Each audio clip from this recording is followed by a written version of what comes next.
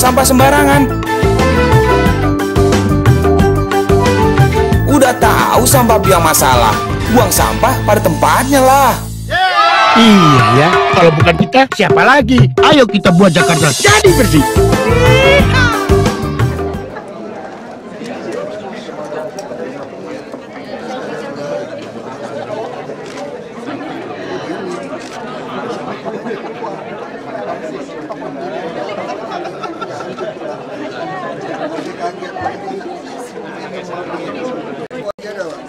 Manjada wajanda kan ya.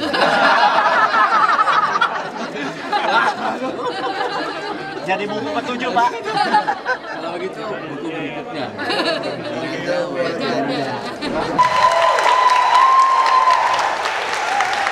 Saya mengundang Pak Taslim dan Pak Basuki untuk bisa langsung. Jadi Bapak Ibu semuanya jangan lupa nanti dalam sesi Inspiring Talks kita diperkenankan memberikan pertanyaan langsung. Mungkin ada unek-unek tentang kota Jakarta. Jangan segan-segan karena kita tahu Pak Basuki Cahayapurnama ini orang yang sangat terbuka, sangat straightforward dan juga orang yang sangat siap menerima apapun input dari warga Jakarta dan juga khusus dari Ika Prama. Tanpa berpanjang lebar, saya serahkan waktunya kepada Bapak Dr. Taslim Yunus sebagai moderator dalam Inspiring Talk bersama Bapak Insinyur Basuki Cahayapurnama. Saya persilakan.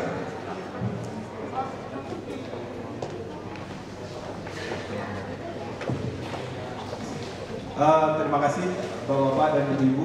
Pertama-tama kami mengucapkan terima kasih kepada Pak Insinyur Basuki Cahayapurnama MM. Dia adalah alumni kita MM 2005 ya Pak. Kemudian juga kami mengucapkan terima kasih kepada Bapak-Bapak dan Ibu-Ibu sekalian yang telah hadir di dalam diskusi pada malam ini. Yang hadir di sini Pak Basuki adalah alumni S2 dan S1.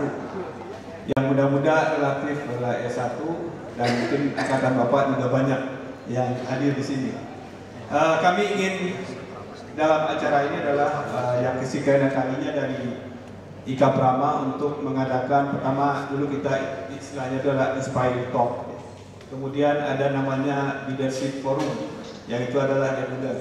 Dan sekarang ini adalah edisi khusus dari Inspiring Talk mungkin untuk kita semua. Nah kita berharap dari acara ini kita mendapatkan semacam lesson learn dari Pak Basuki, dari Belitung ke Jakarta, dari bisnis menjadi politikus, kemudian dari politikus menjadi birokrat sekarang Pak.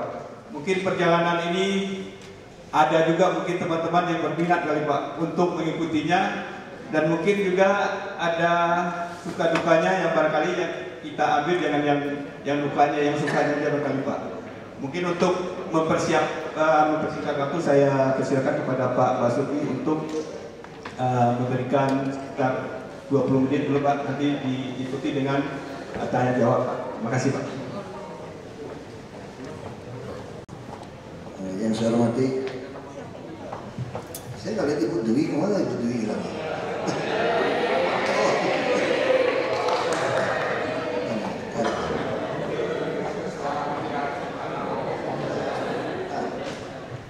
Berdiri tidak kelihatan.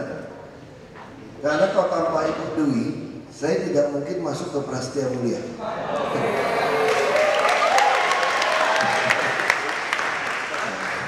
Ya, selamat datang juga Pak Taslim dan seluruh alumni. Nah, karena dulu ternyata Prasetya Mulia itu takut menerima orang galak ternyata. Jadi waktu di tes psikotes itu kelihatan. Lalu kalau dosen mengatakan, untuk apa terima orang yang mau ngajarin kita? Dia tuh bukan mau belajar tuh ke sini tuh, mau marah-marah aja katanya. Lupa itu memang tidak.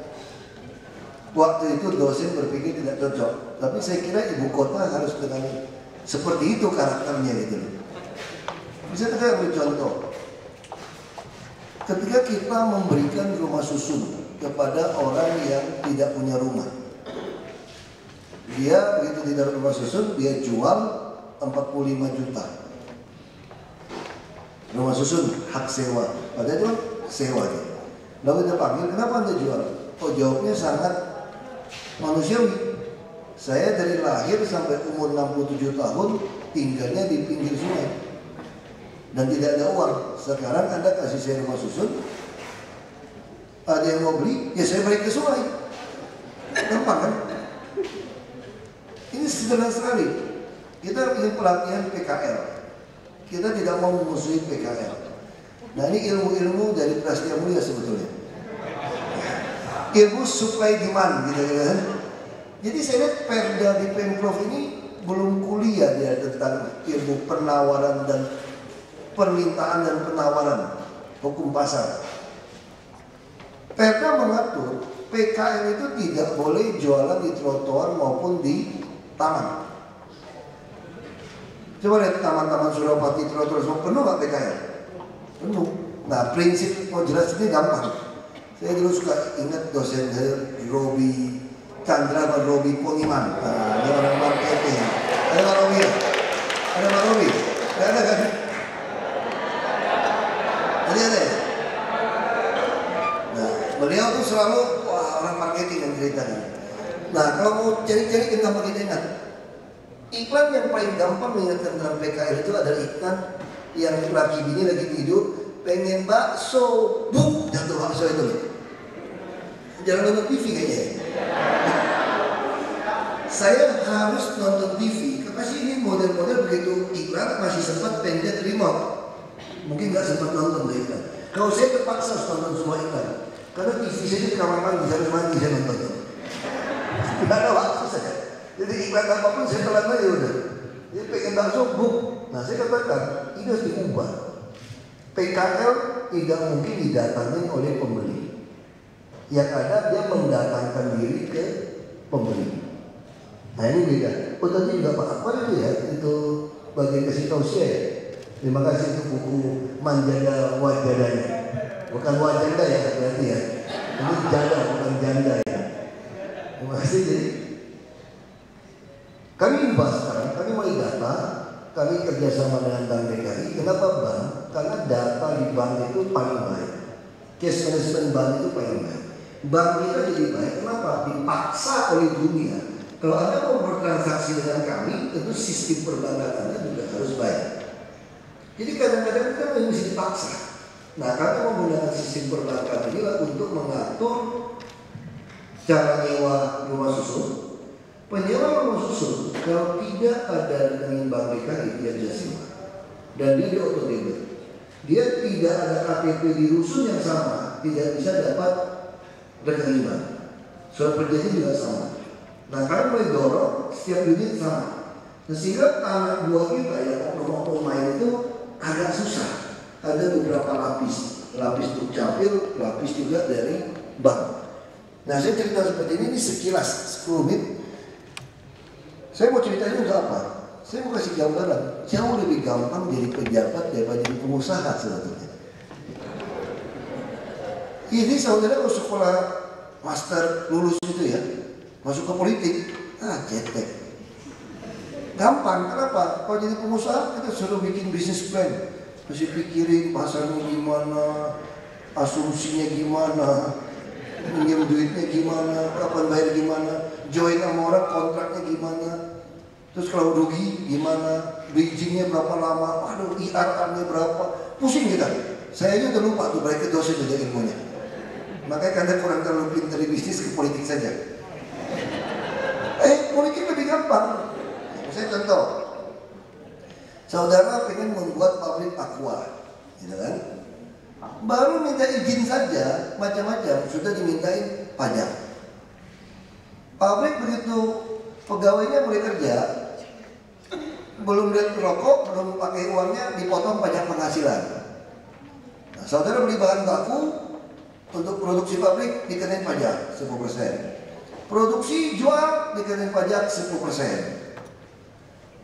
Rugi, emang gue pikirin urusan kamu rugi, pinjaman kamu untung, ya kira-kira 25% lah buat kami. Yang mana ada? Makanya saya namakan ini namanya PT, kalau yang kita punya properti kan PT Jakarta Propertindo. Saya namakan ini namanya PT Jakarta Preman namanya. Malak aja kan tidak susah. Nah gimana cara malaknya nih? Ternyata Jakarta, sama ini pelajaran kuliah. Saya jujur aja, saya agak lebih baik ya, kata Ibu Dwi bacakan itu, yang penulis rekomendasi saya. Apa kelemahan si calon? Dia tulis panjang, tulis tangan. Agak sedikit emosional. Jadi Ibu Dwi, model gini masih agak sedikit gimana? Ini masih agak sedikit emosional. Ya memang saya nggak emosional kok, cuma agak sedikit kok. Udah ada dua pejabat yang bilang saya gila kan. Satu Haji Lulung, satu Roy Suryo kan.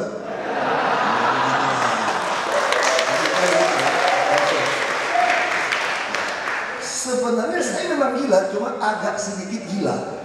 Jadi waktu dites masih lolos. Jadi pejabat tuh mesti dites tuh gilanya sampai berapa gitu. Rupanya itu gila saya itu baru sedikit gilanya, belum full. Kalau full nggak boleh jadi pejabat. Tidak sehat jasmani rohani. Nah ini situasi. Nah di situ kami melihat, kita harus melihat apa kekuatan kita kan. Kita diajarin itu kan. Ya strength, weakness, opportunity, threat kayak gitulah. Saya juga lupa apa namanya istilahnya. Pokoknya kita petakan. Saya masuk, saya lihat Jakarta ini apa ya kelebihannya. Ternyata kami masih punya aset. Kalau kita bicara memperbaiki sebuah perusahaan, yang paling kacau, cash flow-nya kacau, segala macam, manajemennya kacau, pasti kita apa? Kira-kira asetnya masih oke nggak nih kalau kita mau akuisisi? Kira sama prinsipnya. Wah ini masih oke nih, piutang masih banyak tidak tertagih, peluang pasar untuk dapat uang masih banyak. Terus aset ternyata masih banyak di DKI. Apa asetnya? Aset ruang udara dan ruang bawah tanah dan pulau reklamasi pantai. Ini kan aset semua ini. Ini kenapa takut masuk DKI? Orang-orang masuk DKI berat. Ya sama kalau kita perusahaan, kita mengakuisisi sebuah perusahaan yang sekarat. Biasa orang mengatakan, wah berat, kamu kenapa bodoh beli perusahaan seperti ini. Tapi kalau orang yang memang kerjaannya beli perusahaan diperbaiki dijual, wah ini tantangan nih. Ketika orang tidak mau, ini menarik untuk masuk. Apalagi Jakarta, sebagai politisi, Jakarta ini menarik. Jakarta ini betul-betul tidak ada tempat yang diliputi media bisa sampai 80%. Susah, Jakarta. Kalau di sini keluar sebentar wartawan udah tanya macam-macam. Salah ngomong pun ditulis, ngomong sembarangan pun ditulis. Tapi ini juga kekuatan kita. Apa itu kekuatan kita? Kita bayangkan kalau di daerah kita ingin membuat sebuah survei, sosialisasi kepada masyarakat. Apakah masyarakat itu setuju atau tidak dengan konsep program rencana kita, strategi kita? Mau bayar berapa uang untuk konsultan? Kalau Jakarta nggak usah, ngomong aja nilainya. Ngomong ke wartawan, langsung dia cari judul. Malam tinggal suruh staf kita dicek berapa persen yang nyela kita, maki-maki kita, kira-kira gitu kan. Oh ternyata hanya 10-20% Pak katanya. Cari IP address-nya, satu orang atau berapa orang? Oh ternyata orangnya sama Pak, dia kirim 10 Pak. Ya berarti oke lah, cuma kita cuma menguasai pangsa pasar 50% sudah hebat kan. Kita yang penting masih 50% plus. Karena syarat untuk jadi gubernur atau presiden di Republik ini cuma 50% plus 1 saja. Ya sudah, nggak usah mau dapat 70 atau 80, ya cukup segitu. Nah kita bisa survei. Nah, lalu kita bicara sumber daya manusia. Waktu saya jadi bupati di Belitung Timur, masalah ada uang pun nggak bisa bayar orang istilahnya gitu. Kalau di Jakarta ada uang pun bisa bayar setan saya kira untuk kerja. Saking banyaknya orang hebat di Jakarta. Ini Jakarta, yang penting ada uang kan. Makanya yang kami lakukan apa? Kita cari berapa nih APBD. Kami masuk 41 triliun. Rasanya nih banyak yang masih bisa ditagih nih, bisa dihemat. Makanya tahun ini 72 triliun APBD-nya. Lumayan, ada loncatan. Nah, yang penting ada uang dulu. Ada uang nyuruh orang kerja. Gak bisa kerja, kenapa masih mikir nilep-nilepnya itu? Itu urusan SDM ini. Tapi yang saya maksud SDM di sini bukan birokratnya. Birokratnya selesai tes, kita ketemu kan. Ya kontak muka kan kelihatan, mata kita ngomong, kasih telepon, terus kita rekam terus kita liatin yang ngecibir kita mana di belakang kira-kira itu kelihatan. Itu kelihatan kan? Yang nganggap remeh kelihatan. Ini kan sama kayak kita dagang marketing kan. Makanya orang marketing waktu saya kuliah saya ingat diajarin Pak Robi namanya. Ya ini dadanya mesti agak bidang sedikit supaya pakai dasinya penuh gitu loh. Kalau kita pakai dasi penuh kan lihatnya juga lebih enak kan. Jadi ya jangan malas push up lah walaupun cuma 12 kali 15 kali supaya di sini lebih gede daripada di sininya gitu loh. Kalau ini lebih tonjol kan kurang bagus juga. Itu kan soal ya makanya kami orang Indonesia paling pintar kalau ini mulai gede pakai batik kan nggak ada kelihatan lipatannya gitu.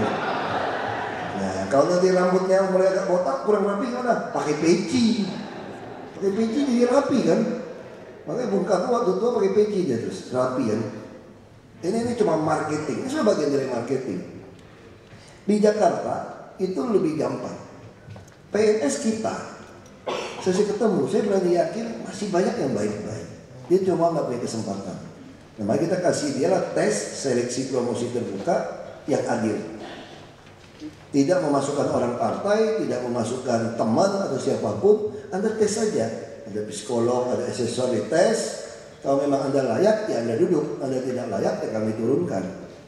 Itu pertama. Jadi gampang. Walaupun SDM ini tidak banyak sebaik yang kita harapkan. Karena itu orang swasta kan. Karena PNS itu biasa berpikir, kalau mau kerjakan proyek A sampai selesai, setahun bisa kita. Tapi dia bikin 5 tahun supaya dia yang megang terus itu proyek. Seolah-olah pangsa pasarnya jangan dilepas, kira-kira gitu loh. Tapi kalau buat kita konyol sekali kalau bisa selesai, kenapa nggak mau selesai sekaligus? Nah ini pangsa pasar. Nah ini kita mesti mulai paksa. Lalu pengetahuan kita gimana caranya untuk belajar? Kita nggak pernah di Jakarta, nggak pernah ngerti banjir, macet segala macam. Itu juga mudah di Jakarta. Anda undang aja ahli, profesor, yang pinter datang. Jelasin dong, gimana nih sistem ini air segala macam. Wah dia jelasin kan. Kita dengerin. Udah selesai, udah terus. Besok undang lagi profesor yang kedua kan. Kita pakai profesor yang pertama, ilmunya kita adu ilmu sama dia. Tak pakai ilmu tadi tuh. Kalau begitu kita kalah, kita mau mikir nih. Ini profesor A apa B yang benar? Itu juga nggak ngerti kan? Oh gampang. Undang lagi besok A sama B datang, undang C sama D. Lu berdebat di situ. Udah nonton aja. Akhirnya kita belajar ilmu silat dari 4-5 perguruan. Betul nggak? Lebih pintar kita kan? Kita dengerin. Kan kita kan holistik. Kita kan banyak urusan, bukan cuma bidang itu. Jadi kita udah tahu, oh kayak gini keputusannya. So keputusan kita itu salah atau benar gimana? Gampang, ngomong lagi ke media. Jadi orang bilang saya ini bawel, banyak ngomong. Bukan, itu konsultan gratis untuk menilai respon pasar gitu. Jadi itu gampang kan. Dapat kita lempar, ide kita mau gini. Terus kita lihat yang nyala kita berapa. Biasanya nyala saya itu orangnya sama aja kok, IP address-nya kok. Itu memang udah yang pokoknya kamu ngomong apa aja, kecil aja jadi. Ya udah nggak apa-apa. Terus yang bela kita juga ada kan. Yang penting orang kita jangan ikut-ikutan. Staff kita cuma monitor. Nah dengan memonitor seperti ini kita jadi mudah. Nah saya kira itu prinsip-prinsip. Sebelum saya akhiri, sebelum masuk tanya jawab ya. Yang ada jangan lama-lama tanya jawab yang mau banyak. Ini kan anak-anak alumni udah berhasil. Saya teruskan kalau sekolah bisnis yang lain saya nggak mau. Saya cuma mau pras yang mulia. Waktu itu kenapa? Karena pengen kerja. Saya pikir ini Prastia Mulia Group minimal saya bisa kerja sama Om Lim, kira-kira gitu ya. Grup konglomerat.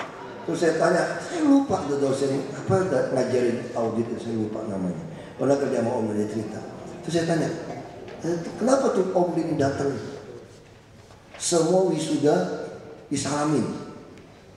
Ada dosen bilang ini. Itu dia pinter nyedot peluang rezeki kalian yang baru lulus. Dia datang salamin kan. Oh gitu ya Om Lim ya. Saya udah tahu. Saya salamin juga. Ada Pak Yusuf Wanandi. Ada Om Lim salaman. Salaman udah semua salamin. Udah kesedot Om Lim kan. Waktu mau pulang kutunggu depan mobilnya. Begitu Om Lim masuk mobil saya salamin lagi Omnya. Sok saya ambil semua. Itu ilmu bisnis itu. Maksud saya apa? Kalau memang ternyata itu diyakini benar mistik seperti itu, nah kita juga sama sebetulnya di dalam ya kayak ilmu tai chi apa pakai tenaga orang gimana untuk melaksanakan itu ilmu manajemen. Bagaimana kita mengandalkan orang lain melaksanakan tujuan kita. Nah, bagi kita gimana? Syaratnya juga nggak susah. Apa sih visi misinya pejabat? Hanya membuat penuh kepala, perut, dan dompet warga saja. Kepalanya penuh kan? Seni budaya full otaknya. Perutnya penuh, sehat, bisa makan banyak. Dompetnya penuh, ya punya daya beli. Hanya itu aja. Setiap sen yang kita keluarkan, setiap sen yang kita hemat, setiap sen yang kita dapat, tujuannya membuat penuh kepala, perut, dompet. Saya dulu pakai otak, ada yang marah. Sudah otak sudah. Otak penuh, otak gigi sisi kiri kanan depan, perut, dompet. Nah, syaratnya gimana untuk bisa memenuhi itu? Satu, jangan terima suap. Ini kita mesti belajar kata Nabi Muhammad untuk ilmu ke negeri Cina. Karena di negeri Cina ada Konghucu yang bilang pengajarannya banyak-banyak itu. Salah satu filsafat Tiongkok bilang begini, pejabat model apapun Anda nggak usah takut. Tapi Anda mulai harus takut ketika pejabat itu tidak mau menerima uang Anda. Jadi nampak, itu balik aja. Supaya kamu takut sama saya dong, saya nggak terima uang Anda. Kamu takut sama saya sekarang. Sederhana itu. Yang kedua, kita nggak bisa taat kepada konstituen. Artinya apa? Kita harus berani adil. Maka Dewi adil itu pegang timbangan, pegang pedang, dan mata ditutup. Artinya apa? Kita hanya taat kepada konstitusi, bukan konstituen. Saya tidak peduli orang partai mau siapapun, Anda ngancam tidak pilih saya pun selama salah, saya tidak mau turutin. Nggak usah pilih. Karena nggak mungkin dong Anda berpihak kepada kelompok A dan kelompok B. Kalau A sama B-nya sama, tidak masalah. Kalau A sama B mempunyai kepentingan berbeda, Anda mau pilih siapa? Anda akan kehilangan pasar Anda juga. Jadi kita nggak usah pikirin. Kalau kita belajar mata uang asli atau palsu, jangan pikirin gimana uang palsu. Belajar aja yang asli. Uang yang tidak asli Anda akan kenali. Ya sama, kita fokus produk kita. Tentu kita mesti lihat saingan kita seperti apa. Tapi kita fokus jaga. Polres Timur pernah ngajarin tentang paradigma shift theory. Ada Pak Robi. Saya nggak tahu beliau ngomong apa nggak, saya lupa. Itu kodok. Ini kodok kalau dilempar ke tempayan yang lagi dimasak air panas, dilemparin nggak mati, loncat. Karena dia langsung rasakan panas. Tapi kalau airnya dingin, dilemparin, kasih daun, dia berenang. Lalu panasin api pelan-pelan, mati dia. Nah, kita harus menjaga pergeseran kita saja. Jangan sampai terjadi paradigma shift seperti ini yang membuat kita kehilangan jati diri idealisme kita. Nah, caranya gimana? Tentu kita butuh, ya kalau di pasar kita mesti cek kenapa penjualan kita turun. Pedagang kecil pun harus Anda perhatikan. Ada kan dulu waktu kuliah di Presiden Mulia ada kasih contoh sebuah tuh fotokopi. Toko fotokopi, waktu jelaskan paradigma shift teori itu, anaknya menggantikan bapaknya. Dia mulai jadi suplai ke kantor-kantor besar. Lalu pedagang fotokopi kecil-kecil di zaman bapaknya membuat perusahaan jadi besar ini, dia sudah nggak mau lihat, terlalu kecil untuk diperhatikan. Jadi dia hanya berpikir targetnya perusahaan-perusahaan besar. Disitulah mulai dia bergeser. Ketika Anda tidak mau melayani orang kecil, customer kecil Anda tidak dilayani, Anda juga tidak akan melayani customer yang besar sebetulnya. Anda mulai sombong. Sama seperti di politik. Surat apapun masuk, saya bilang sama staff, saya tidak mau Anda tidak bisa masuk lagi yang baru datang. Silakan, masih kosong ini kursi-kursi. Silakan aja. Jadi yang ketika surat masuk, dulu birokrat yang memilah mana yang penting, mana tidak penting. Saya waktu di bupati sampai sekarang saya tidak mau. Surat apapun yang masuk ke saya mau ada di meja saya. Persoalan saya yang mensingkirkan belum disposisi atau saya tidak baca, urusan saya. Karena setiap surat yang masuk, penting tidak penting, bukan staf yang menentukan, saya yang menentukan. Karena di sini pasarnya produknya saya. Apalagi saya disumpah memang untuk melayani orang, memenuhi penuh ke otak, perut, dompet. Ini lakukan. Ini kedua hal. Yang ketiga, tentu saja ketika Anda melakukan sebuah perlawanan melawan arus, pasti ada yang tersinggung. Kalau suasana sebuah tempat begitu kacau, Anda masuk ke sana, tidak ada pergolakan, tidak ada yang maki-maki Anda, saya kira Anda kemungkinan sudah sama kalau masih hidup atau sudah mati. Kan cuma dua kemungkinan. Kalau Anda masih hidup, berarti Anda sudah sama dengan mereka. Tapi kalau terjadi perlawanan, itu membuktikan Anda sebetulnya masih tetap sama. Tapi yang di luar dengannya jadi takut. Ini bisa mati kan, macam-macam. Nah kalau mati, ilmu jurusnya gampang. Mati di tangan Tuhan. Kenapa kita mesti takut? Kalau takut mati jadi hidup, saya mau takut mati hari ini.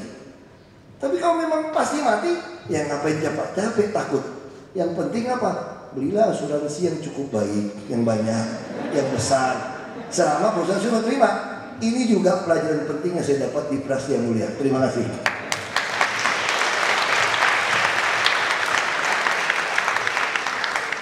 Terima kasih Pak Basuki, menarik sekali untuk kita ambil pelajaran dari apa yang disampaikan tadi. Bapak-bapak, ibu-ibu, ada yang mau bertanya? Dua dulu ya, 1, 2. Silakan sebutkan nama dan instansinya Pak.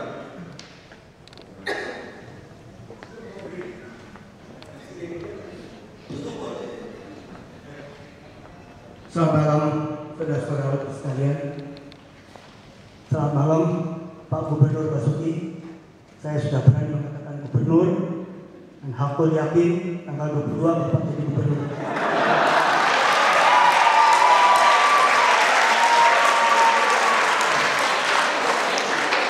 Saya ini orang Islam, Pak.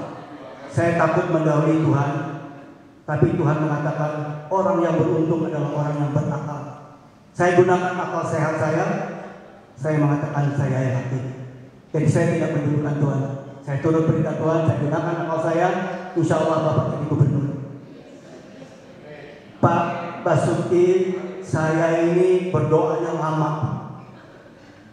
Saya ingin menceritakan bagian cerita sedih dari pojok Jakarta yang Bapak sedang bangun.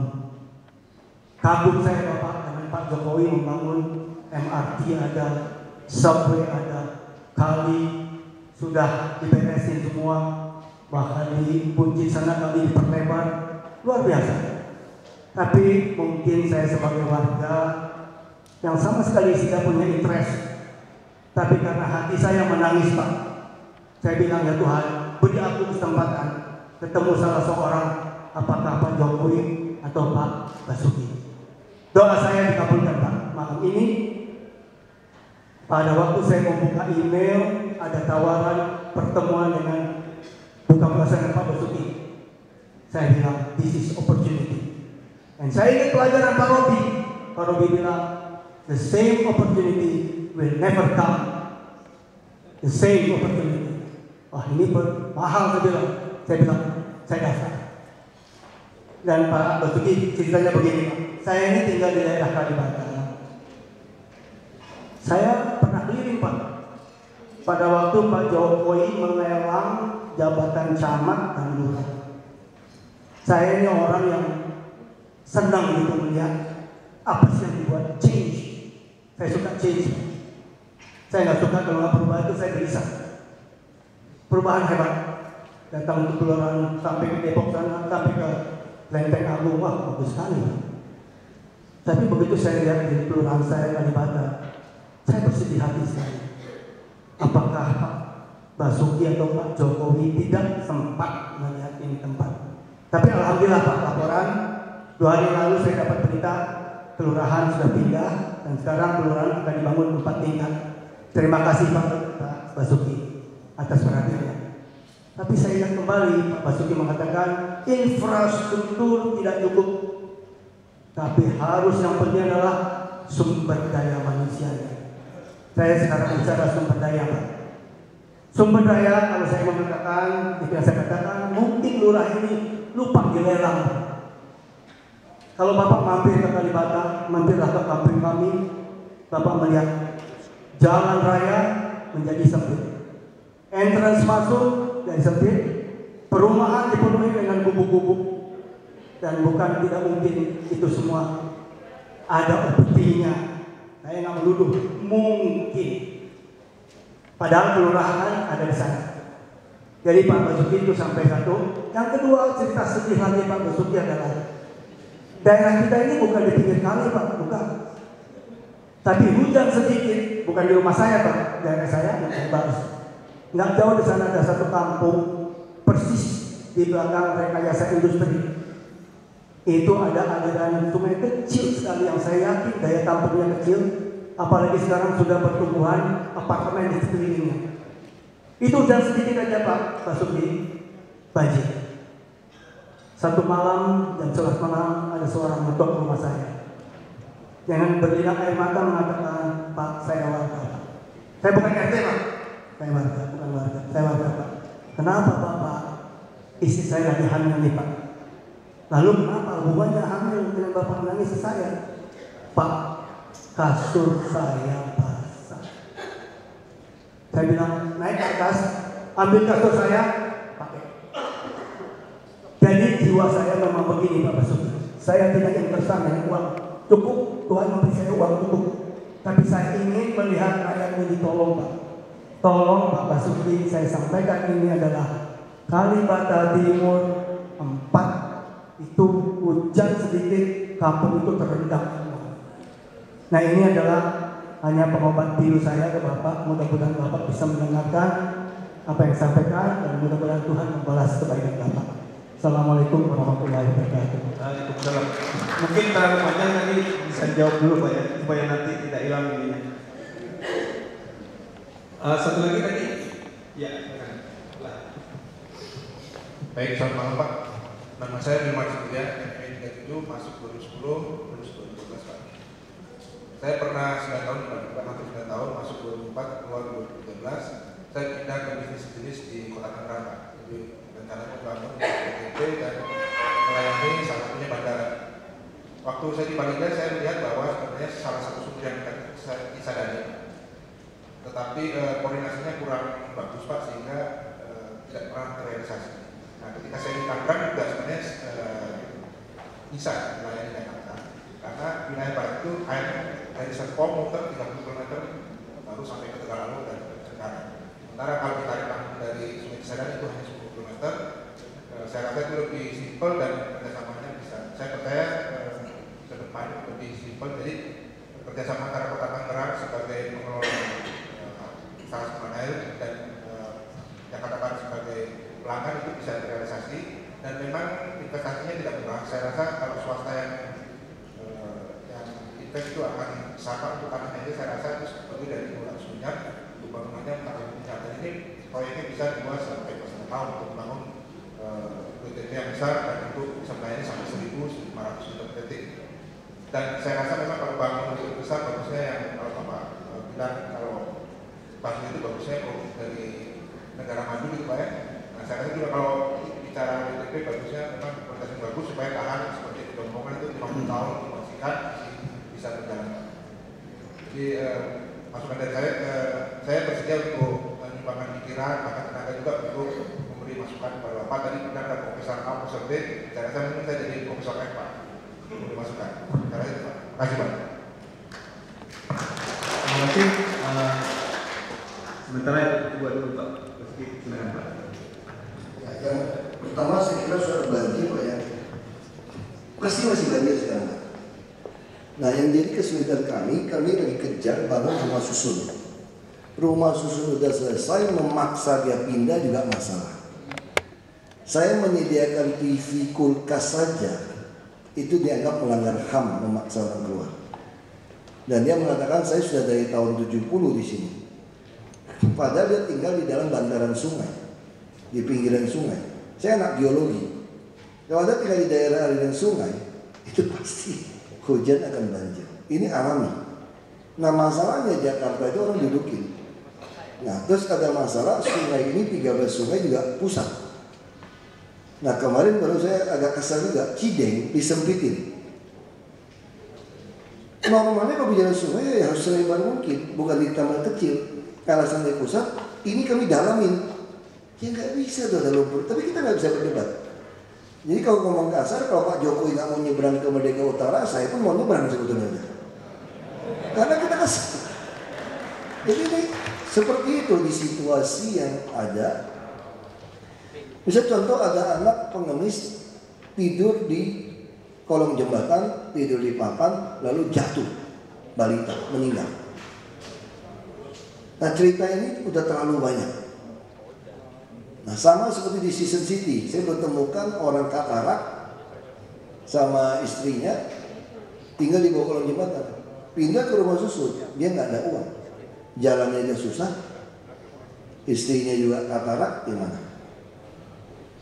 Nah ini banyak sekali seperti itu, tapi masukan juga, ya kita biayain, buka rekening bank kita biayain, tidak ada seorang pun yang hilang. Nah masalahnya sekarang orang dari luar kota juga banyak datang lah. Yang tinggal di pinggir sungai-sungai itu rata-rata tuh penyewa.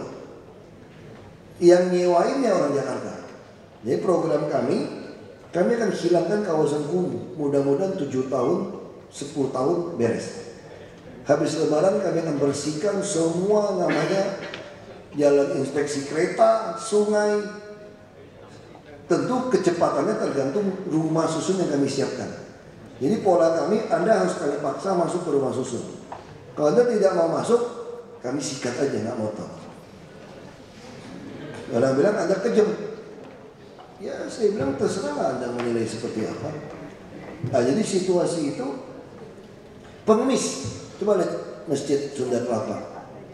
Kasih makan gratis. Nggak sampai itu 3.000 orang makan. Sunda Kelapa kan dekat kan. Nah kenapa? Kalau logika saya, kalau saya seorang pengemis, ngais-ngais di tong sampah punya masalah, saya lebih baik ikut sahur gratis, ikut berbuka di masjid. Kalau nggak bisa sembahyang, ya pura-pura bilang mau jadi mu'alaf, diajarin sholat, numpang mandi, numpang apa kan gitu kan. Misalnya gitu kan, kita bisa logika. Tapi apa yang terjadi? Perlu nggak masjid? Tidak. Artinya apa? Bantar Gebang, kita pernah bikin proyek kasih makan. Sampai ribuan orang. Pengemis di Jakarta ini bukan mau cari makan, mau cari kaya. Itu persoalannya. Nah sama kayak kemarin. Tadi baru saya rapat dengan Yayasan Hati Suci. 100 tahun Agustus nanti yayasan ini. Dan ngomong, dia minta ada nggak anak yang susah untuk kami tampung. Oh banyak tuh anak jalanan. Kami nggak sanggup. Nah berarti sama saya. Kita pernah tangkap satu anak 15 tahun, anak cewek, dibawa ke pembinaan. Ibunya datang ke saya, dia tahu gampang temuin saya. Anak ada ditahan 7 hari. Saya cari di panti mana, ketemu di Kebun Jeruk. Pengakuannya dia PSK. Keluarga juga tergantung sama dia. Nah, seorang anak 15 tahun jadi PSK, Anda mau latih dia masak-memasak, jahit-menjahit. Nah sama seperti preman-preman yang maju, mundur, maju, sini, stop, 3 jam 100.000. Saya masukkan ke kawasan Berikat Nusantara kerja, kasih rusun, potong pajak kira-kira 67.000 sehari, 8 jam, mau nggak kira-kira kerja Pak, dikurung di dalam. Itu masalah kita. Makanya saya mulai potong ini. Yang preman boleh, PKL kita atur. Tukang parkir mungkin 2 kali UMP, nggak apa-apa. Nah jadi itu masalahnya. Soal tadi tawarannya, saya tunggu aja Pak, Bapak kirimin idenya seperti apa. Karena kami buat kamu DKI 300 miliar, 400 miliar terlalu kecil Pak. Bukan uang besar buat DKI. Kami sekarang semua SKPD saya nggak bisa pakai uang. Karena saya paksa sudah harga satuan masuk ke e-budgeting, nggak bisa tiba-tiba pakai duit. Harusnya seluruh Jakarta ini nggak ada lubang di jalan. Anda mau berapa triliun? 10 triliun timpa aja. Yang penting masuk di katalog. Tapi saya mau ada harga satuan, nggak bisa bikin. Saya udah nganter mau pecat, baru bisa bikin sekarang ini. Udah 20 bulan. Kalau dibaik-baikin dia nggak ngerti bahasanya. Dia masih bahasanya kasar kayak saya gitu. Pokoknya aku pecat kamu gitu. Udah biar semua wartawan juga dengar. Baru mulai kirim. Nah itu masalah seperti itu. Nah Cisadane air, sebetulnya kalau kita bicara teknologi, kita ada 13 sungai utama. Ngolah air yang seperti tercemar ini lebih murah daripada air laut sebetulnya. Dulu iya mahal, tapi mau nggak? Nggak jelas masalahnya apa di sini. Nah saya 20 bulan ini sudah ada yang baik, ada juga yang tidak. Nah PU total mengecewakan. Padahal dipimpin kadis doktor.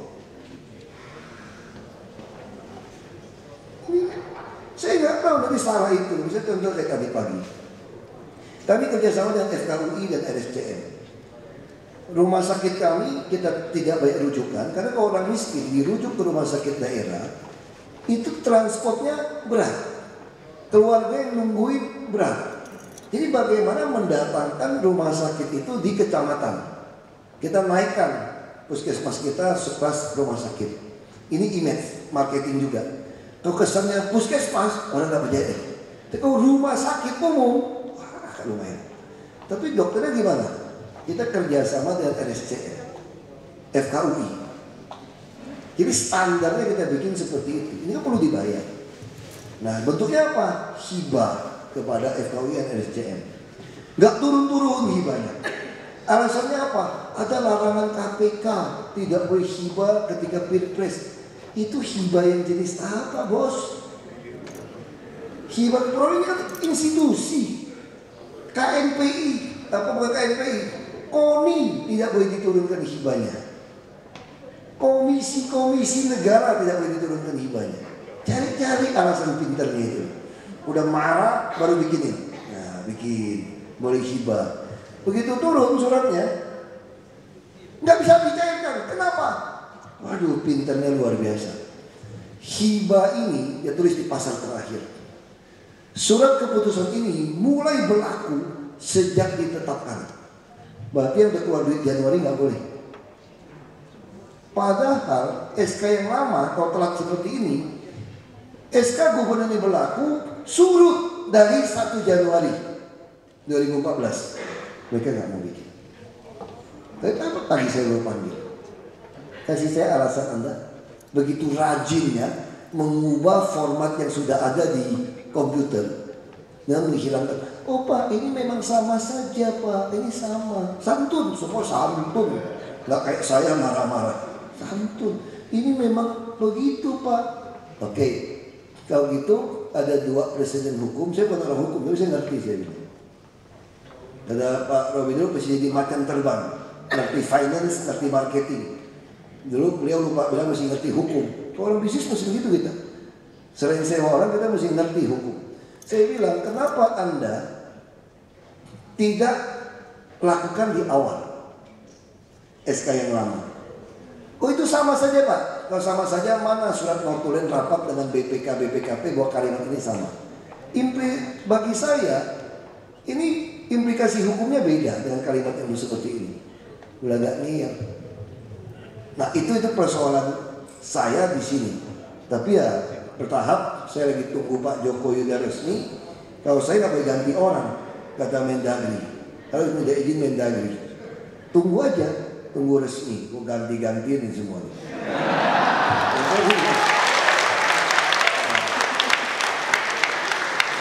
Kebetulan undang-undang ASN saya yang membidangi juga karena saya di Komisi 2 DPR RI. Di situ ada staf dan pegawai tetap. Ada staf dan struktural. Ada pegawai yang kontrak sama pegawai tetap. Nah kami boleh pecah dan kami boleh turunkan tidak ada struktural jadi staf.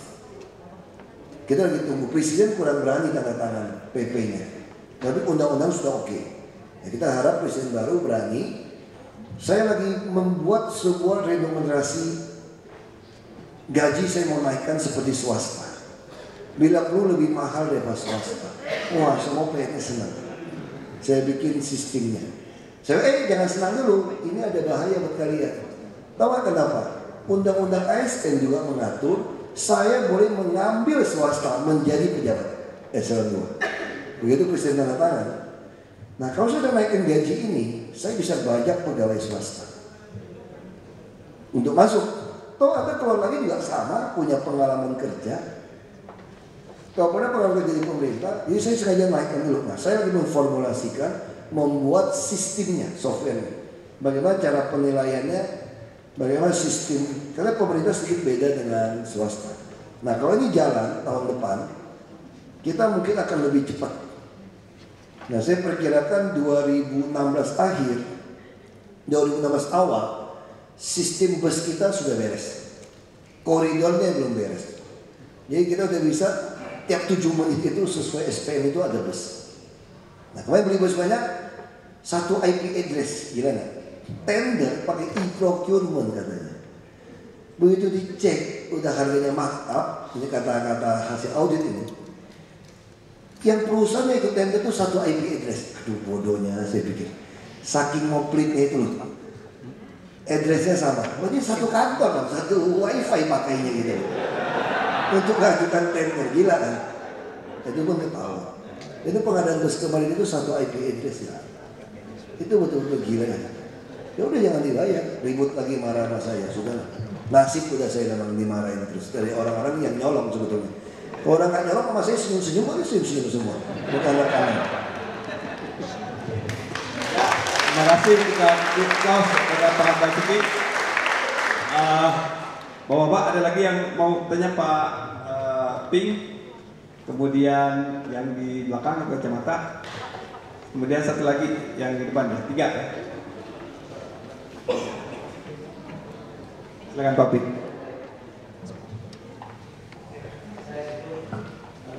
Saya sebut Pak Ahok aja ya Pak ya.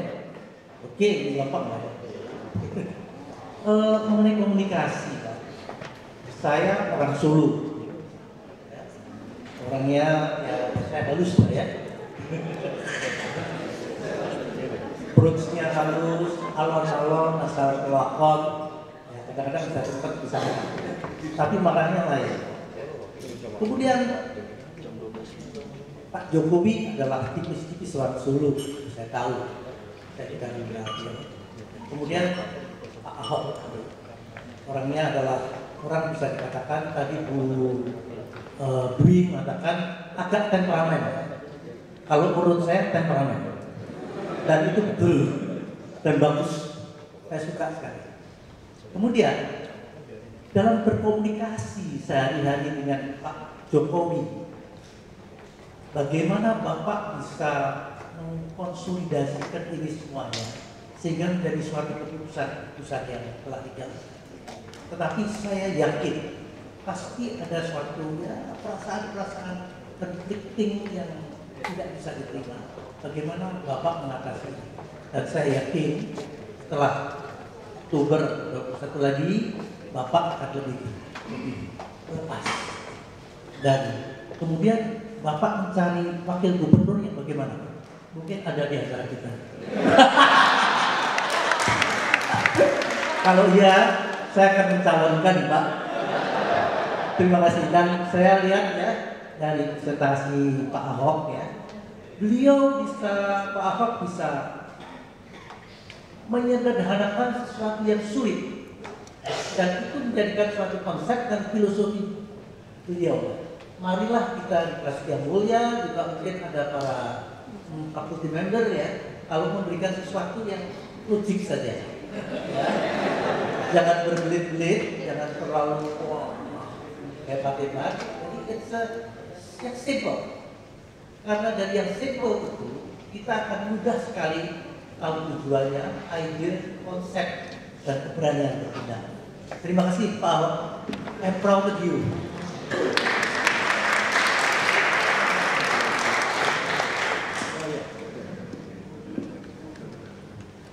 Selanjutnya ya, silakan Pak. Cek. Baik, selamat malam semuanya. Selamat malam Pak Ahok. Perkenalkan, nama saya Ari. Saya dari MLM 46. Sekarang kerja di Gunung Sewu Kencana. Saya ada 2 pertanyaan Pak. Yang pertama, kita sebagai alumni Prasetya Mulia pasti terbiasa dong untuk buat rencana gitu. Pengusaha buat bisnis plan gitu. Sekarang Bapak sebagai politikus pasti buat plan dong Pak. Nah, kira-kira plan apa aja sih yang Bapak buat waktu nyari perantauan lah, ibaratnya mencari peruntungan di Jakarta ini? Kira-kira plan apa sih yang Bapak buat pertama kali gitu untuk menjadi politikus di Jakarta? Itu pertama. Yang kedua, mungkin di sini teman-teman ada juga yang ingin menjadi seperti Pak Ahok gitu. Kira-kira Bapak bisa bagi tips nggak dari yang pengusaha atau pebisnis ingin jadi politikus? Kira-kira tipsnya apa aja sih Pak? Makasih Pak, mantap banget. Ya, tolong kasih mic nih. Selamat malam Pak Ahok. Saya dengan Ahmad Sidik, mahasiswa Prasetya Mulia. Ada beberapa pertanyaan juga Pak.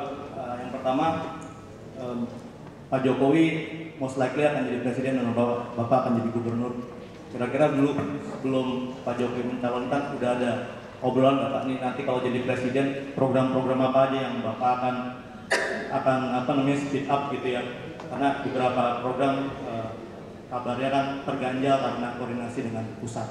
Lalu bagaimana misalnya terobosan-terobosan yang Bapak lakukan sampai saat ini itu nanti bisa sustainable Pak di masa kepengurusan gubernur yang selanjutnya? Misalnya kayak kita dulu Ali Sadikin bagus, kemudian diganti, akhirnya berantakan lagi. Nah, bagaimana itu supaya sustainable?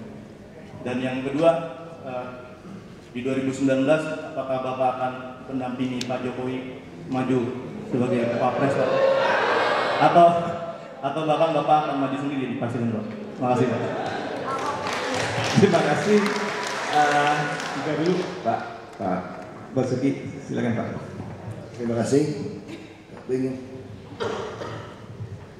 Gimana komunikasi Pak Jokowi? Bisa nggak selisih paham? Bisa. Stylenya beda. Saya mau cabut pistol, beliau bilang jangan. Aku mau tabok aja, dia bilang jangan. Ingat, kita mau air panas, dia bilang rendam air dingin. Ya beda dong. Banyak hal beda. Nah, kenapa nggak jadi berantem? Karena memang kita sama-sama punya tujuan yang sama, membuat penuh otak, perut, dan dompet warga kan. Kalau cuma, tapi kan selisih kan tetap kita punya ego. Oh iya tuh, tetap berantem dong. Keluarga, pengusaha aja kita bisa ribut sesama pemegang saham, walaupun tujuan sama-sama mau untung. Kan cara juga masing-masing belum tentu teruji benar siapa kan. Nah kalau sampai seperti itu, gimana caranya? Ya Anda harus tahu diri. Kan Anda waktu maju kan menerima sebagai wakil. Ya sama waktu kita join, kalau memang Anda sadar Anda punya modal kecil, mau jadi saham kecil ikut grup besar, Anda sudah tahu risikonya sebetulnya. Putusan ada di mayoritas, kecuali Anda punya golden share beda gitu ya. Anda punya, itu ya risiko. Kalau Anda kecil marah-marah ya keluar aja gitu loh. Anda udah tahu kok waktu gabung. Waktu gabung dengan beliau, saya sudah sadar partai saya pun menganggap saya lebih bawah dari Pak Jokowi. Makanya itu cuma pasang saya jadi wakil. Kalau partai saya menganggap saya lebih hebat dari Pak Jokowi jadi wakil saya dong kemarin. Itu lah logikanya. Nah, jadi itu sederhana sebetulnya. Selama Anda sadar posisi Anda, ya sama kayak kita bisnis, position kita sadar. Kalau Anda buka produk sebuah A gitu, Aqua, Anda nggak bisa saing dengan produk yang lain. Anda cari pangsa pasar berbeda dong. Equil, ciptakan Equil, urusan Equil. Kita Aqua ya kita Aqua. Ada Ades, punya Ades lagi. Anda nggak bisa memaksakan sesuatu. Anda sudah sadar posisi ini penting saya kira. Nah itu yang sikap saya kepada Pak Jokowi seperti itu. Ya pasti beda lah. Satu sukanya lagu rock, Metallica, saya sukanya dangdut. Lagu yang pop, itu masalah pasti beda. Dari lagu aja udah tahu sifatnya beda tuh sebetulnya. Nah terus kalau gimana plannya supaya terus gimana tadi cari wagub yang bagaimana? Ya buat saya sederhana aja. Siapapun tidak masalah. Itu putusan partai. Yang penting dia tidak korup, tidak mementingkan penting orang lain. Saya nggak minta dia berani mati, saya cuma minta dia tidak terima suap dan taat kepada konstitusi. Itu aja. Saya santai aja. Kalau lu macam-macam, ya gua sikat. Nggak ada wewenang wakil Pak, lu macam-macam sama gua. Nggak ada wewenang, karena undang-undang di daerah mengatur wakil itu hanya punya hak dan punya kewajiban, tugas dan kewajiban. Tugas kewajiban itu membuat kepala daerah berhasil. Kalau Anda tidak mau bantu baik-baik, ya ngapain yang repot? Pandangin aja. Kalau partai kirim yang korup, yang macam-macam kan, ya jangan dikasih wewenang, jangan dikasih apa-apa, antengin aja dia. Kenapa takut gitu? Nggak ada kok SK Wagub, keputusan Wagub tuh nggak ada. Itu jelas gitu. Kalau kita pemegang saham besar ya nggak usah takut. Itu cara. Dia bagaimana yang siapa saja. Kalau artis repot Pak. Nggak boleh artis cantik repot tidak rapatnya kelamaan nanti berdua. Nah itu repot kan. Dia lebih baik. Tapi sekarang laki juga repot Pak. Laki juga betul lu ganteng Pak. Repot juga kan Pak. Ini semua jadi masalah. Jadi paling aman di kantor itu rame-rame deh. Dia nggak ada gosip. Di ruangan saya itu rame-rame. Dia nggak ada gosip. Ini lebih aman. Nah jadi wakil yang mana oke saja Pak. Di sini saya nggak yakin partai mau pilih bapak ibu-ibu jadi karena itu ditentukan oleh partai. kecuali maju lagi 2017. Nah, tapi ini ada plannya. Anda tidak bisa main politik tuh main masuk, semua tuh ada planning. Sama kayak marketing, Anda mau penetrasi pasar, Anda harus baca situasi pasar itu maunya apa. Ketika saya masuk ke partai politik, masuk ke politik 2013, saya mau penetrasi pasar kan, karena pengusaha nih. Saya mau membawa partai baru, ini penetrasi pasar nih. Mulainya gimana? Tidak mungkin dong penetrasi pasar langsung menguasai 5 benua atau seluruh provinsi. Anda harus dapat satu pasar dulu untuk Anda bisa putar, untuk bisa Anda promosi, seperti itu. Nah, waktu saya penetrasi pasar, saya pelajari pasar itu apa politik. Oh, saya temukan gini, rakyat ngomong begini, udahlah, siapapun mau jadi politisi, mau jadi pejabat, sama saja. Kalau sudah jadi, lupa. Mau kiai, mau pastor, mau pendeta, udah terbukti dong. Mau profesor, mau doktor, ada yang udah masuk penjara juga, aktivis yang hebat-hebat. Nah, ini membuat rakyat mulai berpikir, udahlah, sama aja. Nah, sebenarnya rakyat itu mengerti teori. Nah, kalau ngajar dosen begitu, dosen itu gampang, dia kepikir sesuatu baru dicari buku teorinya mana ya. Dia kira ini bohongin juga sebenarnya kadang-kadang. Kalau mau ngajar ilmu politik juga sama. Kita dengar itu teorinya mana? Ada teorinya. Presiden ke-16 Amerika, Abraham Lincoln. Dia mengatakan, kalau mau menguji karakter sejati seseorang, Anda harus dikasih kekuasaan. Rakyat mengerti teori itu. Nah, artinya kalau Anda mau muda jadi pejabat, harus bikin planning nih. Planning bagaimana? Anda harus menduduki dulu sebuah kekuasaan yang paling murah dan mudah diraih. Ini ilmu ekonomi. Mendapatkan sesuatu dengan biaya semurah mungkin dan secepat mungkin. Ini ilmu ekonomi juga kan? Nah, panggung politik untuk menjadi showcase, Anda kan produk ini. Anda butuh showcase dong untuk mempertontonkan show produk ini. Produknya adalah Anda. Nah, showcase kekuasaan yang paling murah dan mudah diraih adalah DPRD tingkat 2. Makanya saya waktu memulai politik, saya ditawarin Dr. Sarif untuk DPR RI, saya tolak. Nah, kamu DPR RI, duit ada, miliaran punya lah. Kamu duit untuk kampanye, 1 miliar punya Anda. Punya pabrik S2 di Jakarta, DPR RI. Saya bilang enggak. Kenapa enggak? Karena itu tadi, saya butuh menguasai sebuah showcase untuk mempertontonkan kepada market. Ini loh produk yang teruji. Ini teruji. Karakter teruji punya kekuasaan. Makanya saya masuk ke DPRD tingkat 2. Nah, cara masuk ke DPRD tingkat 2 bagaimana? Ini juga pelajaran di Prasetya Mulia jujur aja. Bukan karena ada Pak Prasetya, saya ngomong begitu. Ilmu marketing saya paling ingat. Pak Robi juga saya cerita. Saya lupa Pak Robi Jada, Pak Robi Bodiman. Saya lupa. Tapi saya ingat ceritanya. Makanya itu lebih baik. Jangan ingat dosennya, kagak ingat ilmunya gitu loh. Saya lebih baik lupa dosennya, tapi saya ingat pelajarannya gitu. Itu pelajaran paling klasik. Kisah orang jual sepatu ke Afrika. Begitu turun, langsung minta pulang karena tidak ada yang pakai sepatu katanya. Berapa tahun kemudian kirim lagi, langsung turun, dia telepon, kirim sepatu paling banyak. Tipe apa? Semua tipe apa saja. Apa sudah bersepatu? Belum. Loh, kenapa gitu? Kita ajarin dia bersepatu. Nanti dia pasti beli semua sepatu kita apapun. Sama. Nah, saya udah hitung. Kalau saya menyogok, kita juga perlu melihat sejarah dan catatan kan. Kenapa saya masuk sekolah Prasetya Mulia MBA? Dulu bisa menjadi MM. Kalau saya belajar pengalaman bisnis orang, kasus-kasus perusahaan besar, sampai tua nggak selesai.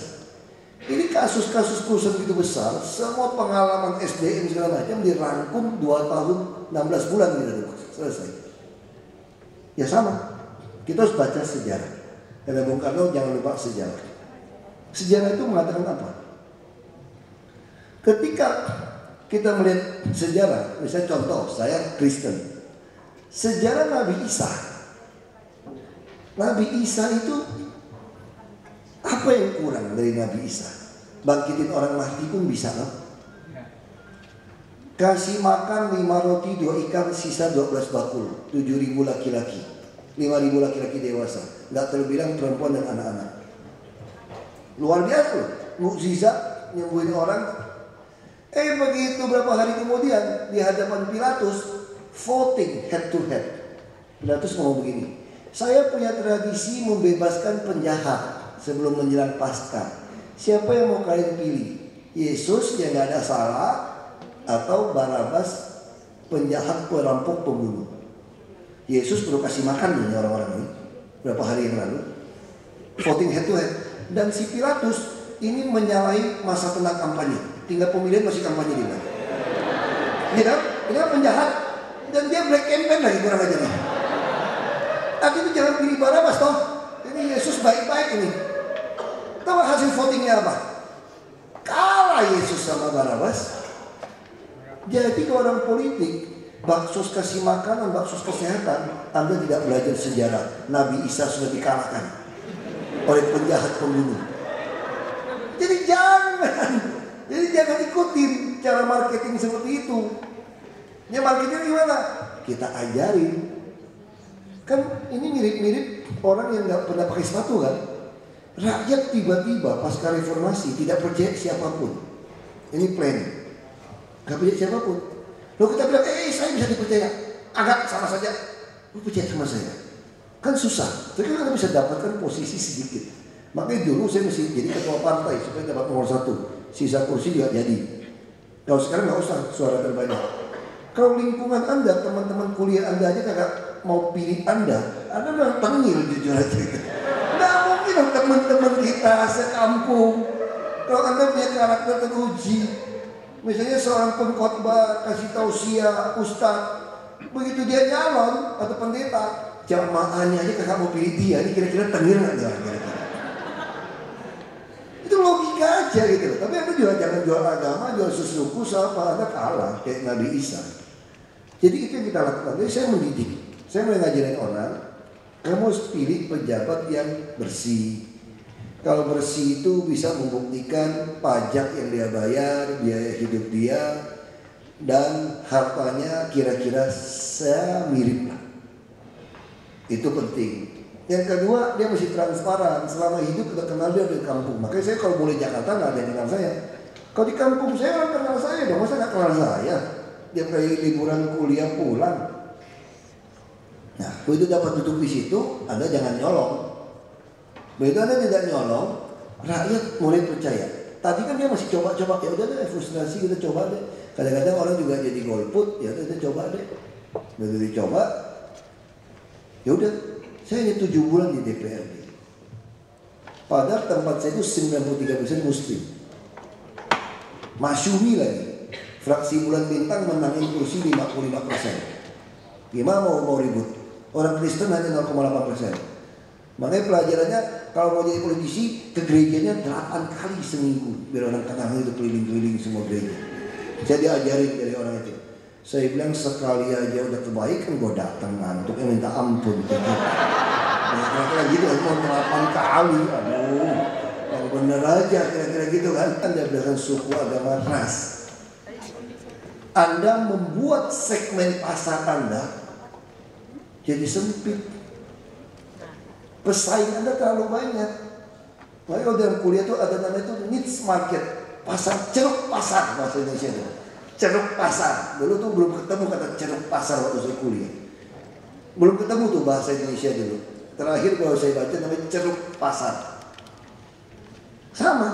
Rakyat sedang mendambakan orang yang jujur, yang mau berjuang buat dia, bila pun yang mau pasang badan mati buat dia. Nah, tinggal Anda mempertontonkan itu di kekuasaan, tidak nyolong uang. 7 bulan rakyat yang sama, yang bilang saya kafir, yang bilang PIB saya partai ikut babi, partai ikut baba, pilih Ahok 37,13. Mereka bilang pakai surat Al-Maidah 51, jangan jadikan Nasrani Yahudi jadi pemimpinmu. Itu ayat pada dalam kondisi perang, beda kasus dengan pemilu sebetulnya. Saya sekolah Islam sampai SMP, SD SMP, dan saya bisa 2 kalimat syahadat. Dulu saya berpikir mau menikahi orang Islam, cuma bohong di KUA, cuma ngucap itu aja katanya.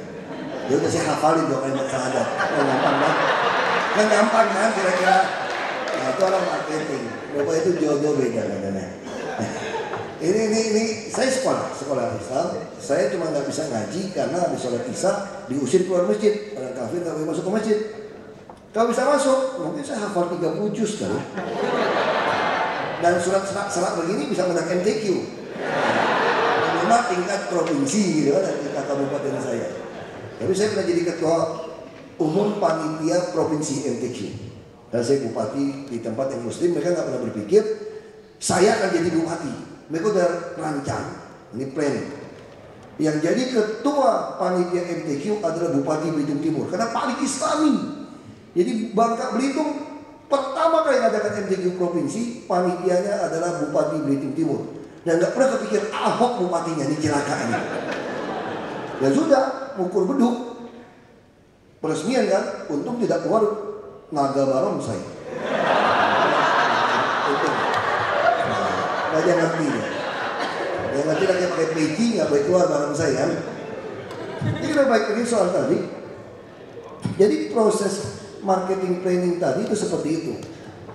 Ketika saya bisa dapatkan kursi bupati, wah semua yang saya janjikan saya laksanakan. Saya menjadi bupati pertama yang memberikan jaminan kesehatan dan pendidikan pada seluruh rakyat. Bagaimana memisahkan orang miskin atau kaya? Nah ini juga bikin standar. Jadi kita selalu standar. Terus cari kenapa caranya. Bisa contoh, bagaimana mengukur seorang miskin atau kaya? Anda gunakan kalori, gunakan $2 Amerika atau gunakan UMP, berbeda. Anda tidak tahu dia miskin atau kaya, tidak bisa cek keuangannya, tidak tahu hartanya. Nah saya temukan satu cara. Ini sifat manusiawi. Ini Ibu Evita dulu yang ngajar SPM ya, saya lupa itu. Jadi orang, kalau Anda di bagian personalia, Anda harus tahu psikologi kira-kira orang itu seperti apa. Ini kuliah juga berarti yang mulia ini. Kira-kira seperti apa. Jadi ya sama.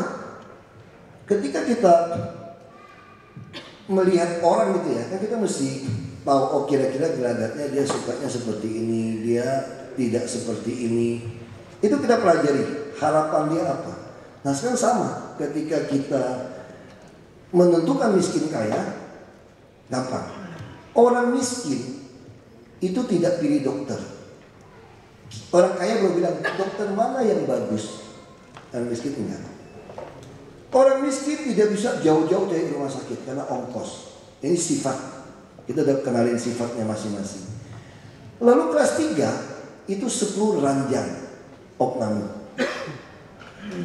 Orang kaya nggak mau, karena besok pagi itu bangun, kemana yang sebelah? Sudah dipanggil pulang ke rumah bapak atau ke akhirat, kira-kira gitu. Wah stres kamu. Kamar mandi 1, nanti setengah mati lagi sakit perut gimana? 10 pasien 1. Makanya saya buat peraturan. Asal Anda mau masuk puskesmas dan dirujuk ke kelas 3, maka Anda butuh uang. Saya tidak peduli Anda punya modal berapa, karena orang kaya tidak mau. Nah ini standar saya bikin pertama kali di Belitung Timur. Ini yang kita pakai di Jakarta sekarang, termasuk rayonisasi. Nah tapi di daerah, sekali lagi kalau kita lakukan itu, tentu rakyat berbeda. Infrastruktur, transparan. Nah saya hanya 16 bulan jadi bupati. Mereka sudah bilang, jadi gubernur saja. Karena saya mau kasih pensiun pertama. Nah Gus Dur dukung saya. Ini singkat cerita seperti itu, dicurangi. Nah saya tahu persis. Kalau Akil Mokhtar pasaran 1M, kira-kira begitulah hakim mintanya. Kalau mau menang. Dia 3 hakim 3M. Ini kalau udah putus baru dikasih. Tapi nggak ada bukti. Nah untuk, gimana caranya bisa planning? Planning juga Anda tidak bisa menjadi serakah. Bisnis sama. Anda punya planning. Sudah Anda planning dengan baik.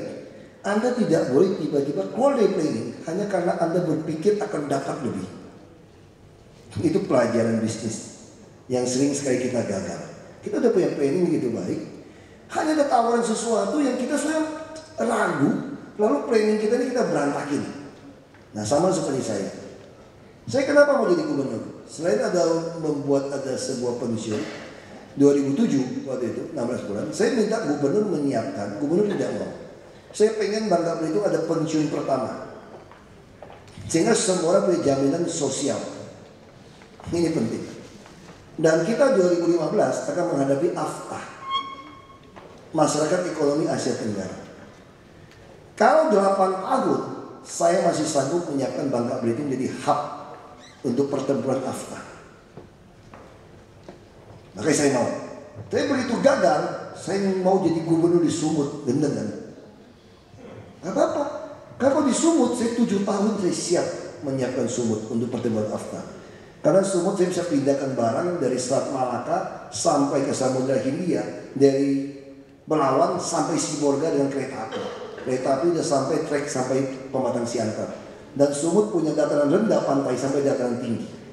Punya luas danau yang luar biasa. Produk sayur mayur luar biasa dan iklim begitu baik. Jadi Sumut adalah logistik terbaik untuk ASEAN sebetulnya. Kita bisa lakukan. Ini salah manage saja. Makanya saya pengen. Kalau 7 tahun saya sanggup di Sumut. Nggak dicalonin. Partai nggak mau calonin. Kompok KTP waktu itu belum bisa. Karena masih 25%. 2012. Nah, saya sebelum 2012 saya ingat prinsip tadi. Kalau orang miskin lawan orang kaya nggak bisa. Orang kaya nandang pejabat nggak bisa. Nah, masyarakat yang saya ajarin malah balik neken saya.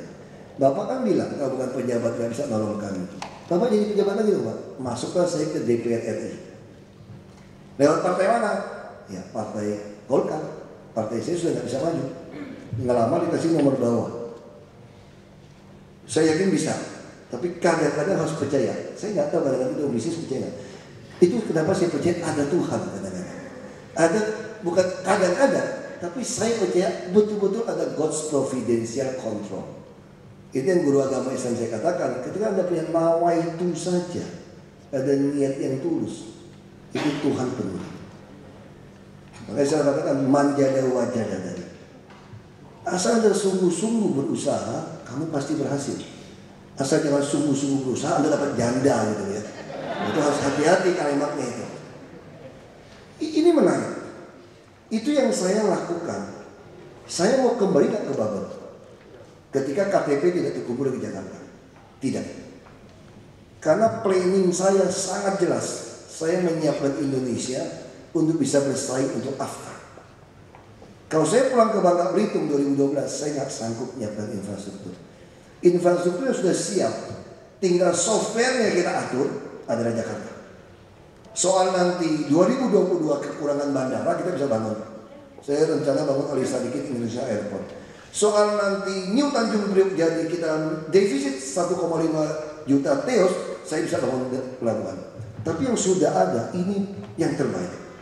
Walaupun tidak sempurna, menyempurnakannya tentu dengan birokrasi yang baik. Nah, planning saya di situ jelas. Kalau saya pulang ke Babel, hanya jadi gubernur, tidak sesuai planning saya.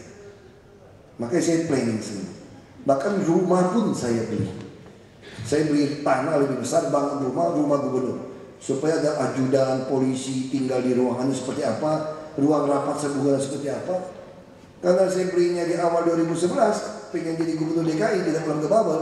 Akhirnya kan saya diberkati. Nawaitunya benar. Habis beli tanahnya naik kira-kira, saya beli 4 juta, sekarang 23 juta. Siapa pernah berpikir properti akan naik? Nah ini niat. Cuma kalau saya berpikir mau jadi gubernur top, makanya Anda tahu persis nurani Anda tuh mau kemana.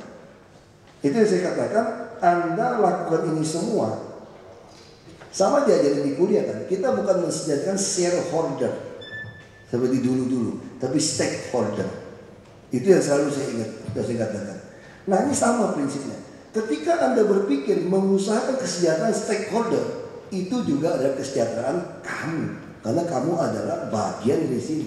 Sebagai profesional atau sebagai shareholder tadi di dalam. Nah ini prinsip yang kita lakukan. Nah kalau punya prinsip ini, Anda lebih tahu nurani Anda nipu atau tidak. Makanya saya katakan saya tidak pulang ke bawah. Nah om saya bilang burung di tangan dilepas, burung di udara belum kelihatan mau ditangkap. Lu gila apa mau ke Jakarta? Enggak. Kalau saya pulang, saya ingin jadi gubernur, untuk apa? Nah sekarang kenapa kita bilang ini penting untuk ngomong-ngomong dengan Pak Jokowi. Jadi gimana ngomong-ngomong dengan Pak Jokowi? Gimana supaya kita bicara sama dia dari pengusaha? Ya tadi saya cerita. Gimana kalau Pak Jokowi presiden program apa disetap segala macam, sustainable macam? Kita sadar Jakarta kan lebih cepat kalau presiden itu saling kontak. Jadi istri saya dengan beliau, istilah saya dengan beliau, presiden Indonesia harus punya 2 wakil presiden di Merdeka Selatan. 1 presiden wakil presiden urus Indonesia, 1 wakilnya itu untuk urus Jakarta. Itu kenapa Bung Karno bisa berhasil. Kalau ini ditandem, ini cepat. Kenapa ini begitu penting? 2025 kita akan menerima bonus demografi. Ini bicara lagi planning. Jadi kami ini bukan petinju yang sembarangan bertinju sebetulnya. Walaupun kedengarannya orang selalu menganggap saya itu ngomong dulu baru mikir. Salah, saya mikir sama ngomong bareng, gitu aja masalahnya. Saya bisa multitasking. Kita lakukan semua itu ada planning. Semua ada planningnya. 2025 kita akan terima bonus demografi. Makanya kita sumber daya manusia begitu penting. Kenapa saya menggunakan hak udara bawah tanah dan pulau untuk membangun ini semua? Kita hasil survei di Jakarta 40% usia 16-18 tahun itu drop out sekolah. Mengerikan Jakarta. Kalau saya gunakan UMP sebagai lajang untuk mengukur garis kemiskinan, poverty line yang dipakai, miskin atau kaya, di atas 60% pasti miskin. Saya lagi suruh BPS kerjakan supaya jangan saya menafsir-nafsir. Jadi kalau kita berbicara dagang pun, bisnis pun, kita membuat asumsi itu ada dasar angka yang lama sebetulnya. Ada dasar survei. Anda mau jual produk pun, membuat sebuah produk, Anda kan survei pasar. Anda tidak mungkin melakukan sebuah produksi yang baru tanpa survei pasar. Sama. Jadi kita semuanya ada dasarnya nih. Kita undang beberapa pengamat, ada kajian, kita pelajari. Kita juga lempar, balik seperti apa. Nah Jakarta kalau tidak siapkan dengan baik, 2025 angkatan kerja begitu besar. Seluruh dunia itu bangsa itu hanya sekali menerima bonus. Kita bisa jadi bencana demografi. Makanya kita siapkan ini 10 tahun Jakarta jadi model. Apakah sekolahnya Pak Jokowi kalau dia terpilih? Itu saya pilih Pak Prabowo. Oh, saya satu partai dong. Walaupun saya tahu Pak Jokowi bisa terpilih. Ini mistik. Kan Tuhan sayang Indonesia. Saya ngomong begitu. Kenapa? Kenapa saya ngomong begitu ya? Kalau Pak Jokowi kalah, Pak Jokowi akan jadi dewa. Kenapa jadi dewa? Semua orang yang pilih beliau, ini ngomong marketing, ini ngomong strategi pasar. Semua yang pilih Pak Jokowi, walaupun di bawah 50%, akan tetap setia pada Pak Jokowi dong. Pak Prabowo lakukan jelek, bagus apapun, mereka bilang, enggak, kalau Pak Jokowi jadi presiden pasti lebih hebat. Sehingga Pak Jokowi itu baru akan jadi presiden 2019. Kalau ternyata 2019 Pak Jokowi ternyata gagal, tidak seperti yang kita harapkan misalnya, kan karakter teruji ketika dikasih kekuasaan kan semua mau jadi presiden. Saya sekarang baik-baik jadi PRT gubernur di sini. Kalau jadi gubernur belum tentu baik loh. Nah masih ada proses waktu kan. Teori Abraham Lincoln kan. Nah saya kalau jadi presiden belum tentu baik loh. Kan saudara-saudara tidak tahu brandingnya saya seperti apa. Nggak ada manusia yang baik di dunia ini. Masih diuji. Nah kalau 2019 Pak Jokowi kalau terpilih dengan girang gemilang kemenangan yang tertunda dan dia gagal ternyata, kita nggak punya waktu lagi untuk perbaikan negeri ini. Karena 2025 sudah datang namanya bonus demografi. Nah ini jadi bencana buat kita. Tapi kalau sekarang terpilih, kalau beliau gagal, maka rakyat masih punya kesempatan kali ini betul-betul pilih orang dengan rekam jejak terbaik untuk memimpin 5 tahun 6 tahun sisa untuk menyongsong bonus demografi di 2019. Dan kalau ini berjalan dengan baik, 2045 kita pasti jadi 5 besar dunia. Ini pasti seperti itu. Nah, kenapa? Nah, ini gak usah ilmu bisnis lah, ini ilmu kampungan saja ngitungnya. Ini ilmu kampungan. Makanya waktu bikin simulasi bisnis di Prasetya Mulia, saya yang juara Pak Robi. Kenapa? Yang pintar-pintar kalah sama saya. Mereka marah sama saya. Dasar pedagang glodok. Kenapa?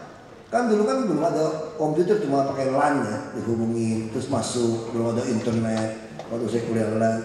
Dari dosen kasih amplop, hari ini bunga bank sekian, terus ada bea cukai menyita barang selundupan mau dilelang, kan kira-kira begitu kan? Waktu kita belajar kuliah simulasi bisnis. Nah kenapa saya bisa menang? Saya mah nggak usah ngitung-ngitung, mereka ngitung gitu lama. Dan present value apa pusing aku bacanya itu.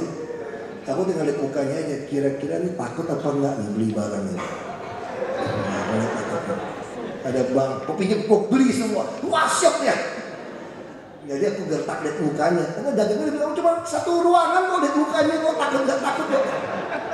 Itu gampang banget kan. Nah ini udah saya yang juara, dia nggak punya barang, gue sikat semua, gue caranya kasar.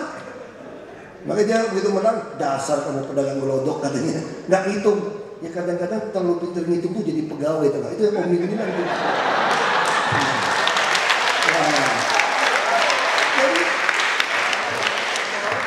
Jadi kalau kuliah itu saya tidak terlalu pintar-pintar banget, nilai situ rata-rata tuh B gitu loh. Saya cuma ada nilai A itu di finance saja. Yang ngajar tuh Pak Handi, yang orang ayam merah. Dulunya part time gitu. Saya dapat A. Kenapa saya A?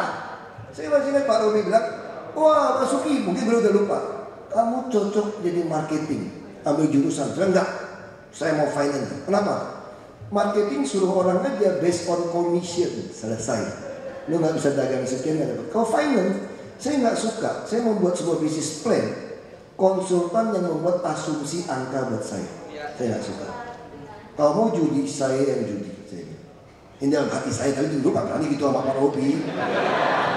Nggak Pak, saya cuma di finance aja. Kata beliau, kok untuk finance bisa marketing? Wah jadi macan terbang, kira-kira gitu kan.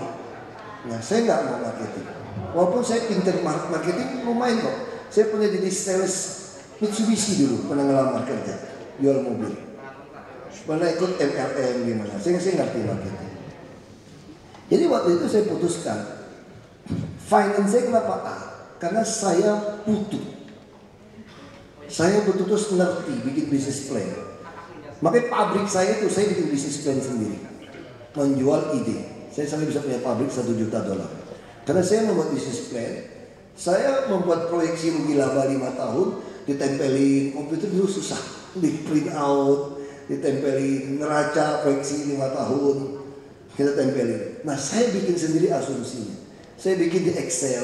Kalau bunga sekian langsung berubah. Ya saya bikin semacam rumus yang sederhana lah, supaya saya gampang mainkan ini bisa berubah. Sederhana, nggak ngerti rumus, saya bukan orang komputer.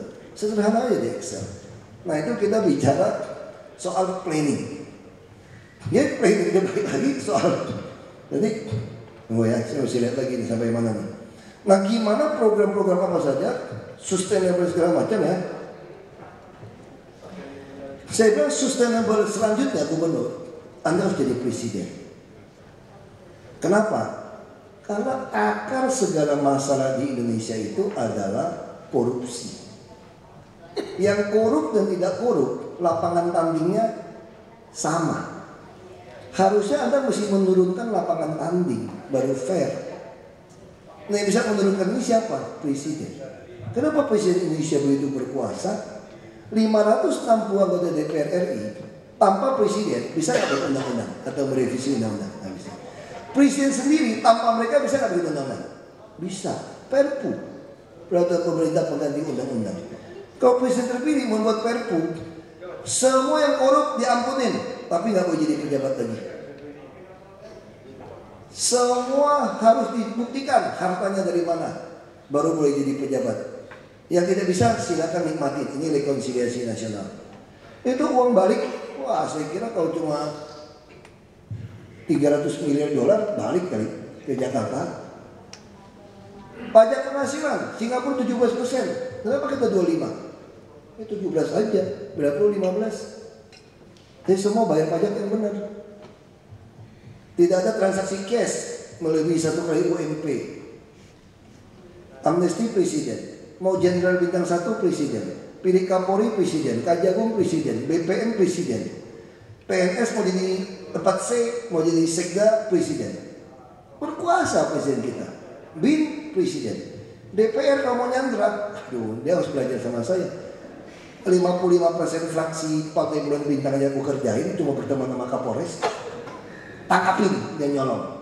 Tapi presiden, DPR macam-macam, suruh bin aja cek simpanannya di mana, pacarnya siapa, rumahnya di mana saja, dicek saja. Udah tahu rumahnya, pembantu semua, tanya sama BPN, sertifikat punya siapa, panggil dirjen pajak dicek. Bayar pajak kali, kalau nggak bayar pajak tagih. Dia langsung aku bukan saya itu punya bos, panggil jaksa, pencucian uang, ludes harta kamu. Presiden, nggak ada kelemahan presiden Indonesia kecuali satu, ditembak pengawal. Itu pun nggak ada cerita ditembak pengawal, karena mereka di psikotes. Ya kan? Itu tidak ada sejarah ditembak pengawal di kita. Jadi di pola-pola ini, planning ini, yang kita akan membuat seluruh Indonesia bisa sustainable. Jadi kuncinya itu harus dapatkan gubernur wali kota yang jujur. Nah, terus gimana plan masuk PK tadi ya? Pengusaha dia jawab. Siapa dia belum dijawab tadi ya? Oh, dia gabus. Nah, saya tidak tahu Pak Jokowi seperti apa setelah dia berkuasa. Kalau dia berjalan dengan normal, kemungkinan mereka tidak berani ngajak saya. Kalau dia jalan dengan normal, karena Indonesia sama seperti Amerika, tidak tertulis di kitab konstitusinya. Amerika juga presiden mesti laki, Kristen Protestan, dan ada link Yahudi kan, kira-kira gitu, atau golongan elit biasanya. Tapi Obama mulai membalikkan itu. Nah di Indonesia bisa nggak? Di Indonesia juga tidak tertulis mesti Jawa, Islam, laki-laki sebetulnya yang orang lebih suka. Perempuan bukan imam. Tapi kalau nanti dalam proses ini kalau Pak Jokowi gagal, mungkin rakyat sudah tidak peduli siapa. Sama seperti sekarang orang tidak peduli lagi TNI dari golongan elit. Orang pengen pilih yang seperti kami rakyat. Ini udah gugur elitnya. Jadi Pak Jokowi adalah mayoritas. Islam, Jawa, laki-laki. Ini berbeda. Baik saya tidak yakin. Sama ketika saya masuk ke DKI, mereka itu lebih suka Deddy Miswar daripada saya. Lalu dia buat eksperimen dari Megawati, jadilah ada saya. Nah tapi inilah sekali lagi, kita tidak tahu confidential control seperti apa. Tapi saya sangat percaya burung Garuda Pancasila ini dirancang, itu ada artinya. Ini mirip burung elang Amerika, Iplodocus unum. Sama, dia bahasa Latin, kita bahasa Sanskerta. Beda di mana? Amerika dijepit paru atau di parunya ya. Kalau dia mau makan gimana? Buka dong. Kamu mau makan, berarti dia pragmatis. Amerika tuh politiknya pragmatis dia. Dia terima semua orang. Kalau kita nggak bisa, ini kayak anak muda bilang, bingung nih gua, pegangan kalau bingung, gitu kan? Pegangan kan? Nah kita bisa bayangin kalau burung Garuda Pancasila kita tanpa pegangan gimana tuh? Bingung dia, jatuh nih burung. Jadi dasar negara ini bisa kuat. Pertama kalau dia bisa terima pejabat yang tidak korupsi, kedua dia bisa terima pejabat yang Bhinneka Tunggal Ika. Ini burung Garuda Pancasila itu mengalahkan burung elang Amerika. Betul. Kenapa? Ini cara konyol saya mau cerita, saya penutup.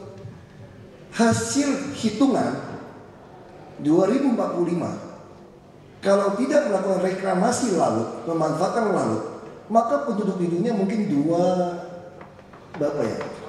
bisa 245 juta orang kelaparan, tidak ada makanan. Tapi semua orang melihat Indonesia ini hebat. Mari kita mau dipecah belah. Arab Saudi, Timur Tengah gitu hebat. Dia kiri kanan udah tetangga, mau ekspansi kemana? Singapura timbun sedikit lagi, itu Sentosa Island udah nyentuh Batam. Wilayah kita ini yang macam-macam nih, wilayah Malaysia. Coba bayangin Jakarta, Jawa diuruk sampai nyentuh Kalimantan, 2 kali Jawa dipegang pun masih pas, masih kurang. Ya, ini kalau kita mulai uruk ini Jakarta ini 17 pulau, bikin pulau lagi, bikin pulau depannya lagi, buat Garuda pun belum nyampe Pulau Seribu. Kalau udah nyampe Pulau Seribu masih jauh ke Pulau Belitung itu, Pulau Bangka. Kalau udah lewati Pulau Limbaga pun masih jauh sekali Pulau Natuna. Jadi bayangin kita punya kekayaan. Dan hampir semua sumber daya mineral kita itu belum digali di laut. Termasuk semua nabati kita, macam-macam. Protein kita semua di laut, termasuk mineral kita. Jadi ini Indonesia ini negara hebat. Tinggal kita bisa siapkan nggak 10 tahun ini untuk menyongsong bonus demografi. Pertanyaannya kalau Pak Jokowi tidak firm gimana? Mungkin saya nantang dia calon presiden, kira-kira seperti itu.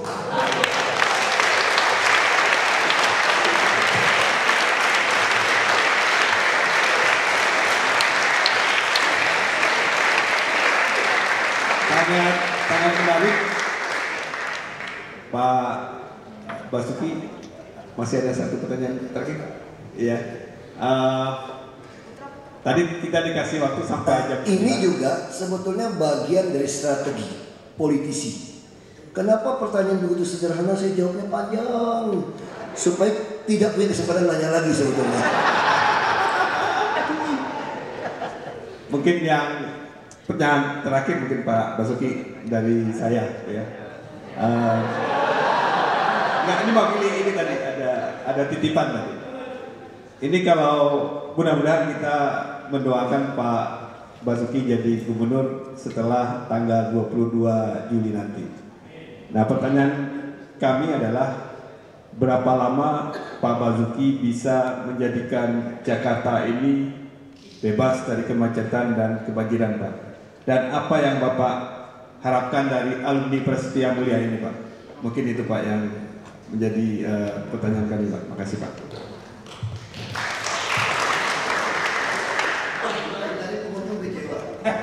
Boleh dikasih dua lagi. Sebelah sana tadi kurang ya. Yang kacamata sebelah sini ya. Kemudian ini satu lagi di depan ya. Singkat dan padat ya, Mas. Selamat malam, nama saya Bintang, Pak. Saya alumni S1 tahun 2011. Saya mau tanya Pak Ahok, bagaimana Pak Ahok ini punya atau meyakinkan diri? Saya pribadi sih pengennya jadi politisi juga, Pak. Tapi sekarang, kalau saya lihat sekarang, jadi politisi itu kalau nggak ikut jelek, lu mati gitu. Nah, waktu itu Pak Jokowi gimana meyakinkan diri, oh saya masuk politik itu nggak akan kayak begitu gitu. Satu. Yang kedua, personal ke Bapak, gimana Bapak meyakinkan keluarga, istri dan anak-anak Bapak, kalau Bapak masuk politik dan mereka akan baik-baik aja gitu. Karena pasti keluarga punya concern dengan kondisi perpolitikan di Indonesia. Ya, thank you Pak. Pertama tadi gak jelas, maksudnya apa tadi pertama? Maksudnya, apa yang membuat Bapak yakin untuk masuk ke dunia politik? Di saat dunia politik itu kan, kalau saya lihat Pak, secara personal, kalau Bapak nggak ikutan jelek, itu nggak akan survive gitu. Yang nggak ikutan korup, nggak ikutan macam-macam lah gitu Pak. Apa yang bikin Bapak tuh yakin, pokoknya saya mau gitu, dan nggak takut untuk maju gitu. Karena itu menurut saya jadi banyak pertanyaan anak muda zaman sekarang sih Pak. Yang mau orang pintar, yang mau masuk politik tapi takut gitu Pak. Thank you.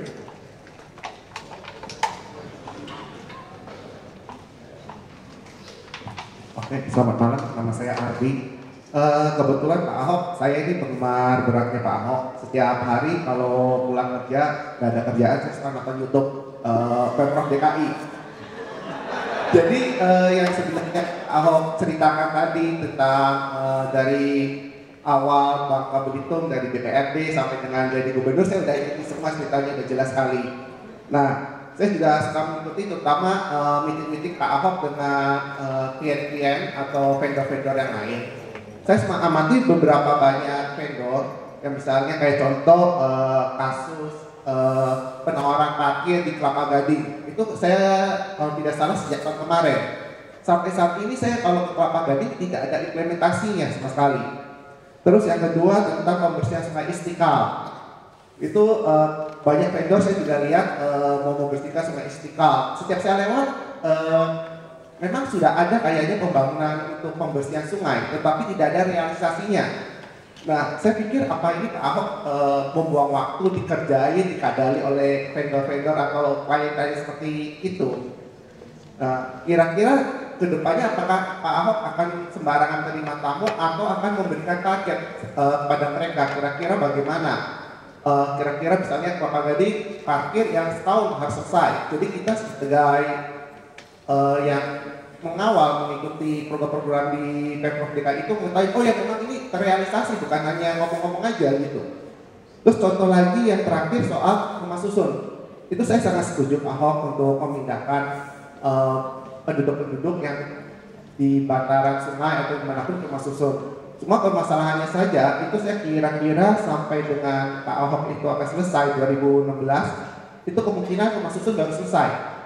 Dan kemungkinan itu akan salah sasaran, soalnya saat ini aja yang sudah di masa Pak Ahok aja ini yang awasin aja kayak di Marunda, Pinus Elok dan sebagainya itu pun sudah banyak mafia dikuasai bukan oleh orang-orang yang berhak.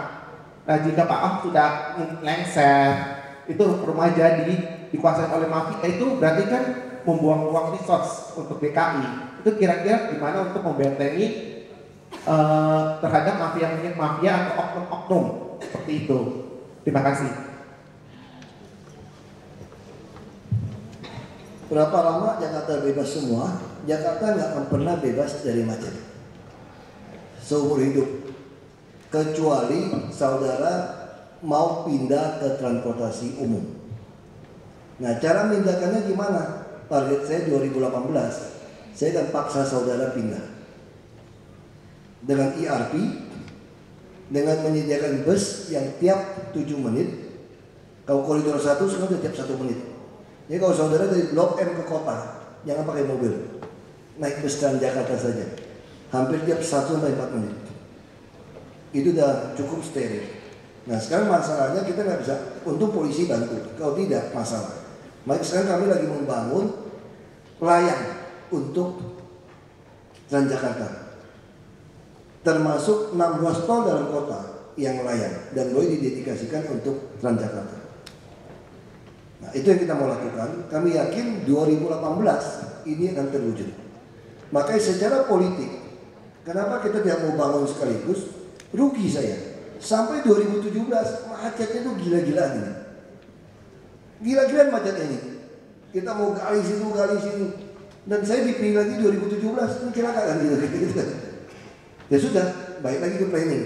Tidak terpilih pun, planning saya tidak ada siapapun bisa menyetop lagi. Jadi kita memutuskan sesuatu harus seperti itu. Dalam perusahaan juga sama. Kalau saya CEO, mungkin saya dipecat bos.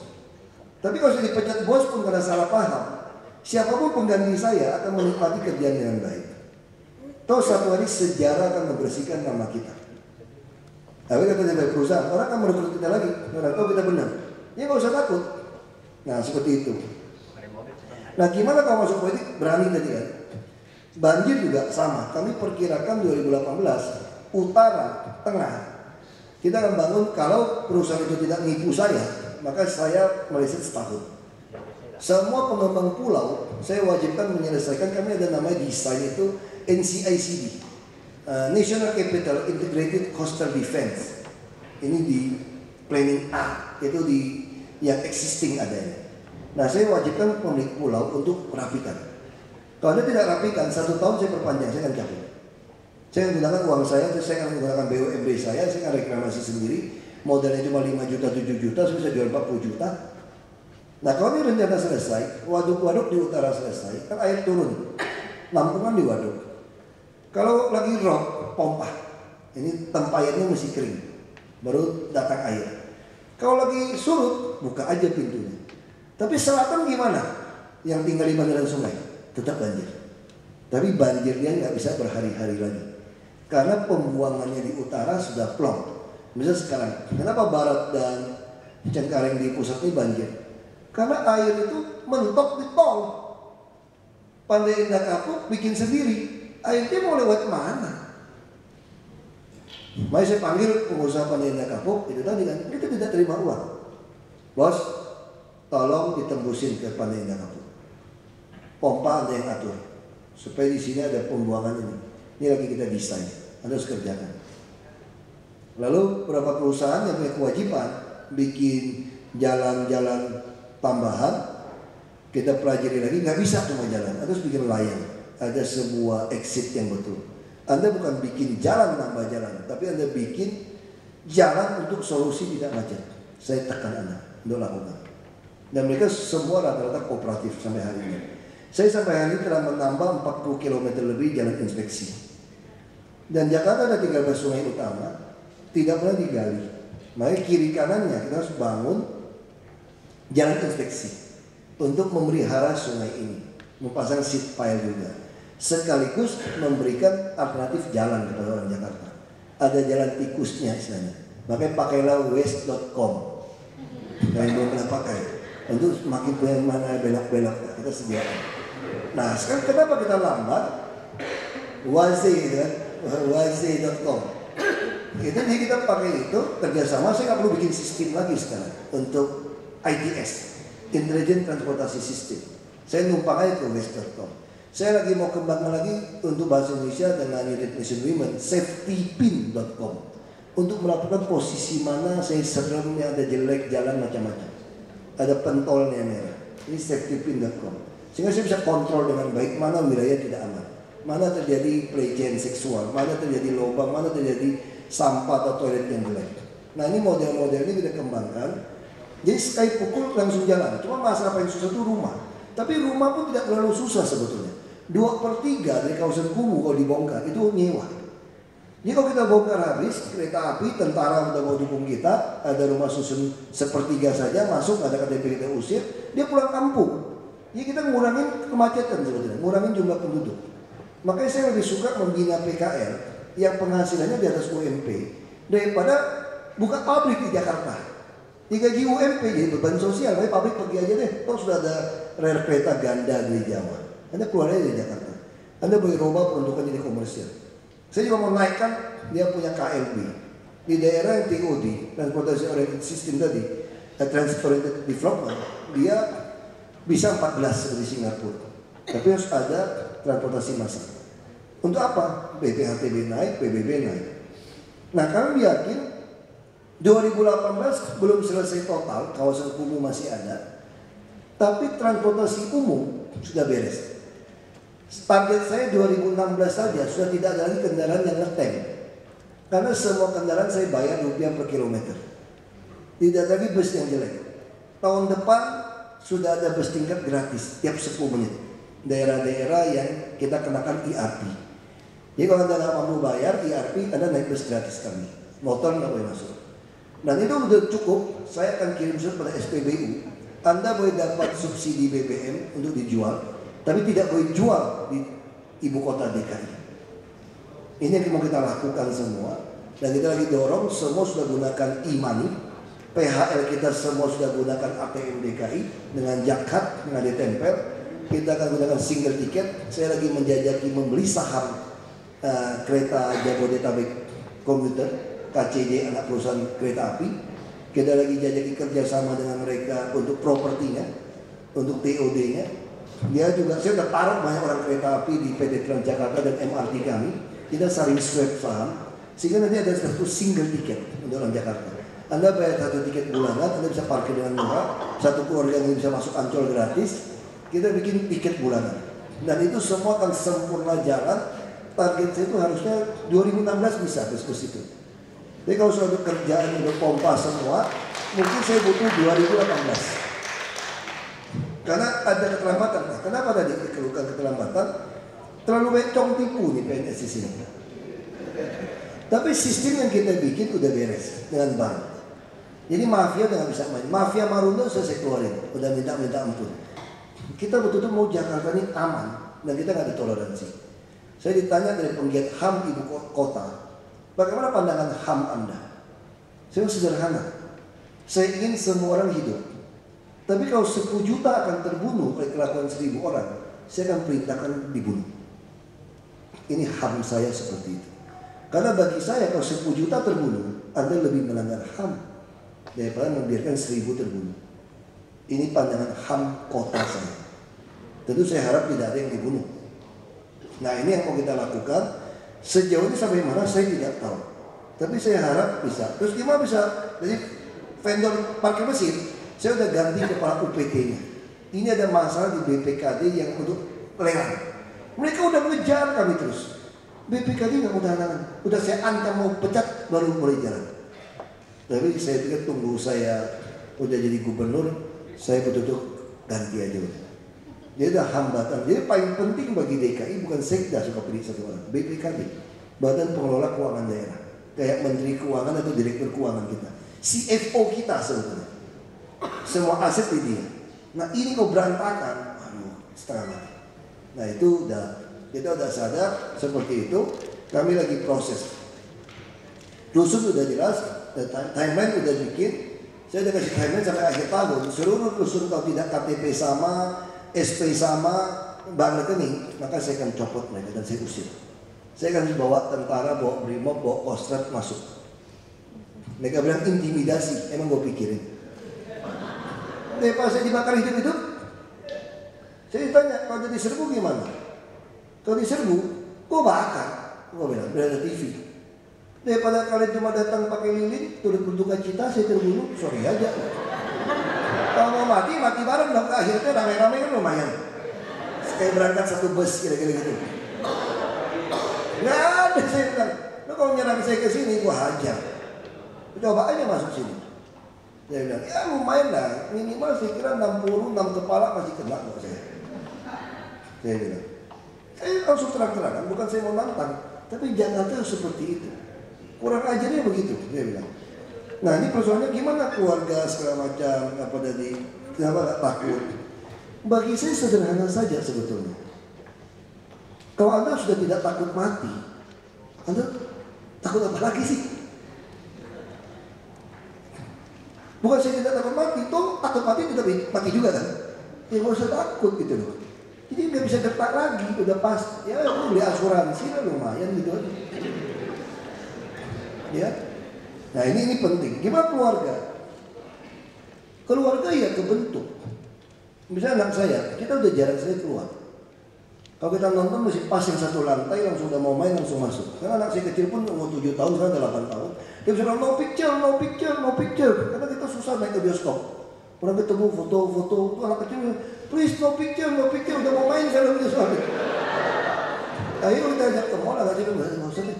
Ke mall kita juga nggak bisa nikmatin. Nah kita lebih banyak di rumah.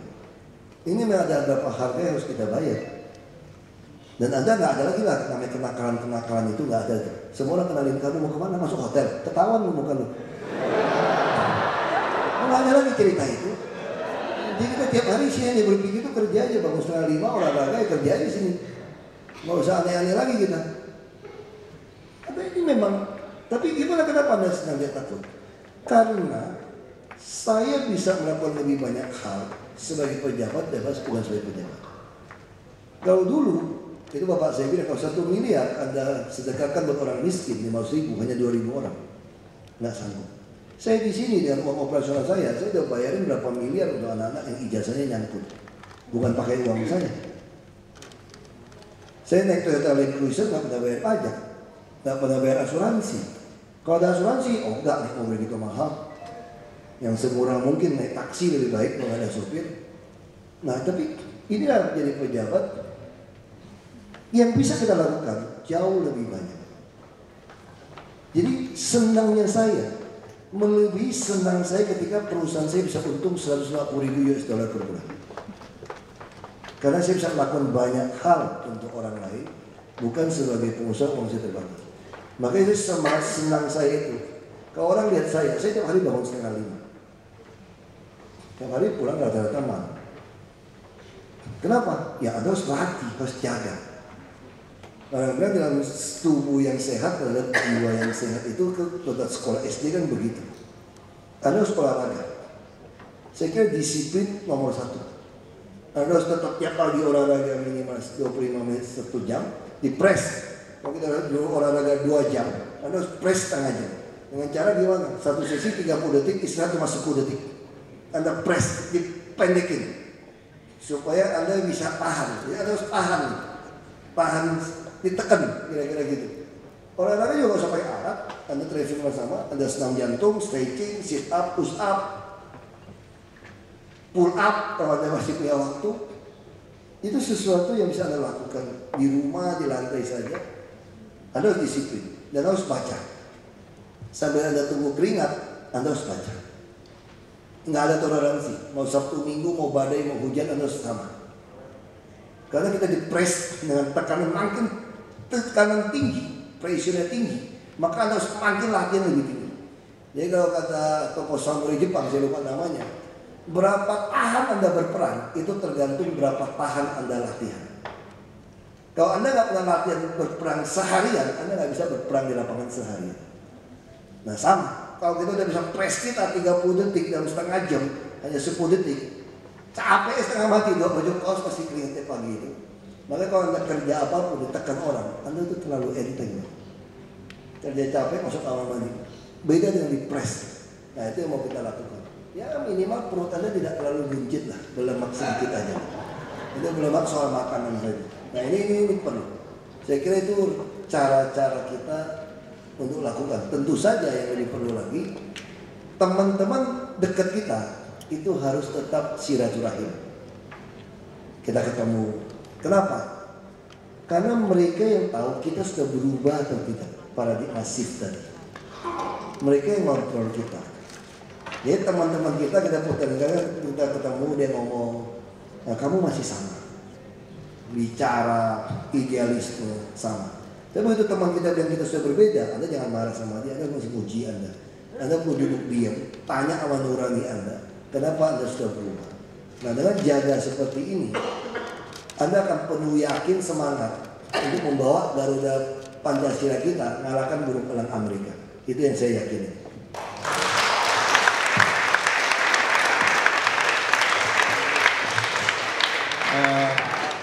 Terima kasih Pak Basuki. Sangat menarik untuk kita pelajari dari perjalanan tadi. Saya kira masih banyak dari para hadirin yang ingin menanya, tapi waktunya sudah jam 9. Dan mari kita berikan aplaus sekali lagi untuk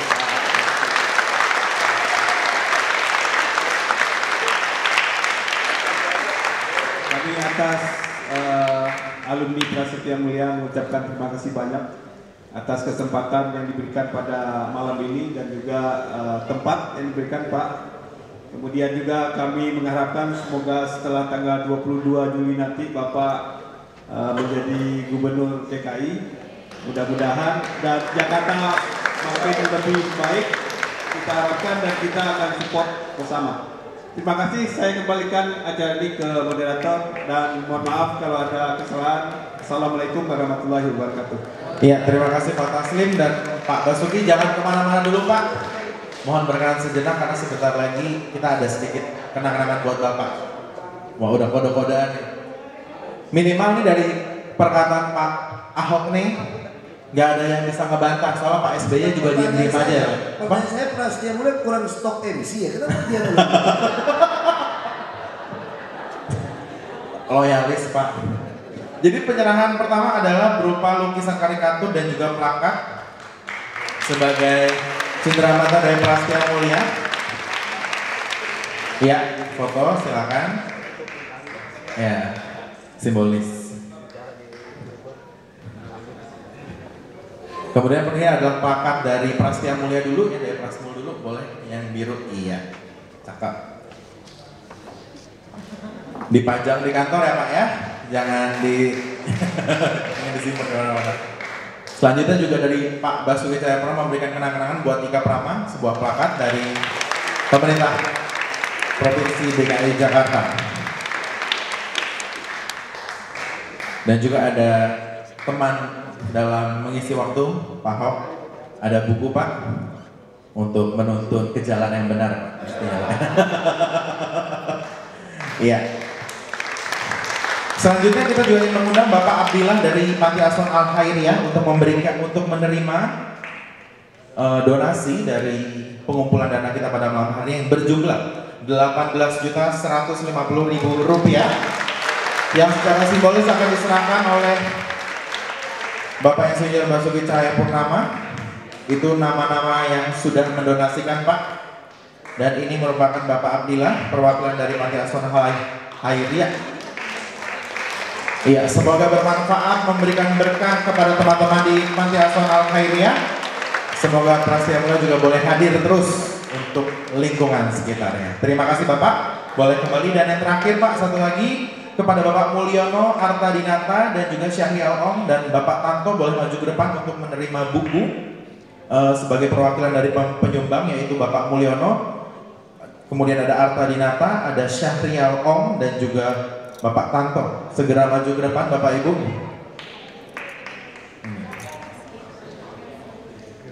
Ya, dipersilakan Bapak-Bapak yang sudah memberikan donasi. Sebagai bentuk terima kasih kita berikan buku. Judulnya Innovation. Teringat Eko Sahartanto. Ya, boleh foto bersama sejenak Bapak yang di depan. Pak Taslim boleh bersama Pak Basuki juga foto bersama para donatur kita. Diangkat, ya penuh kebanggaan. Oke.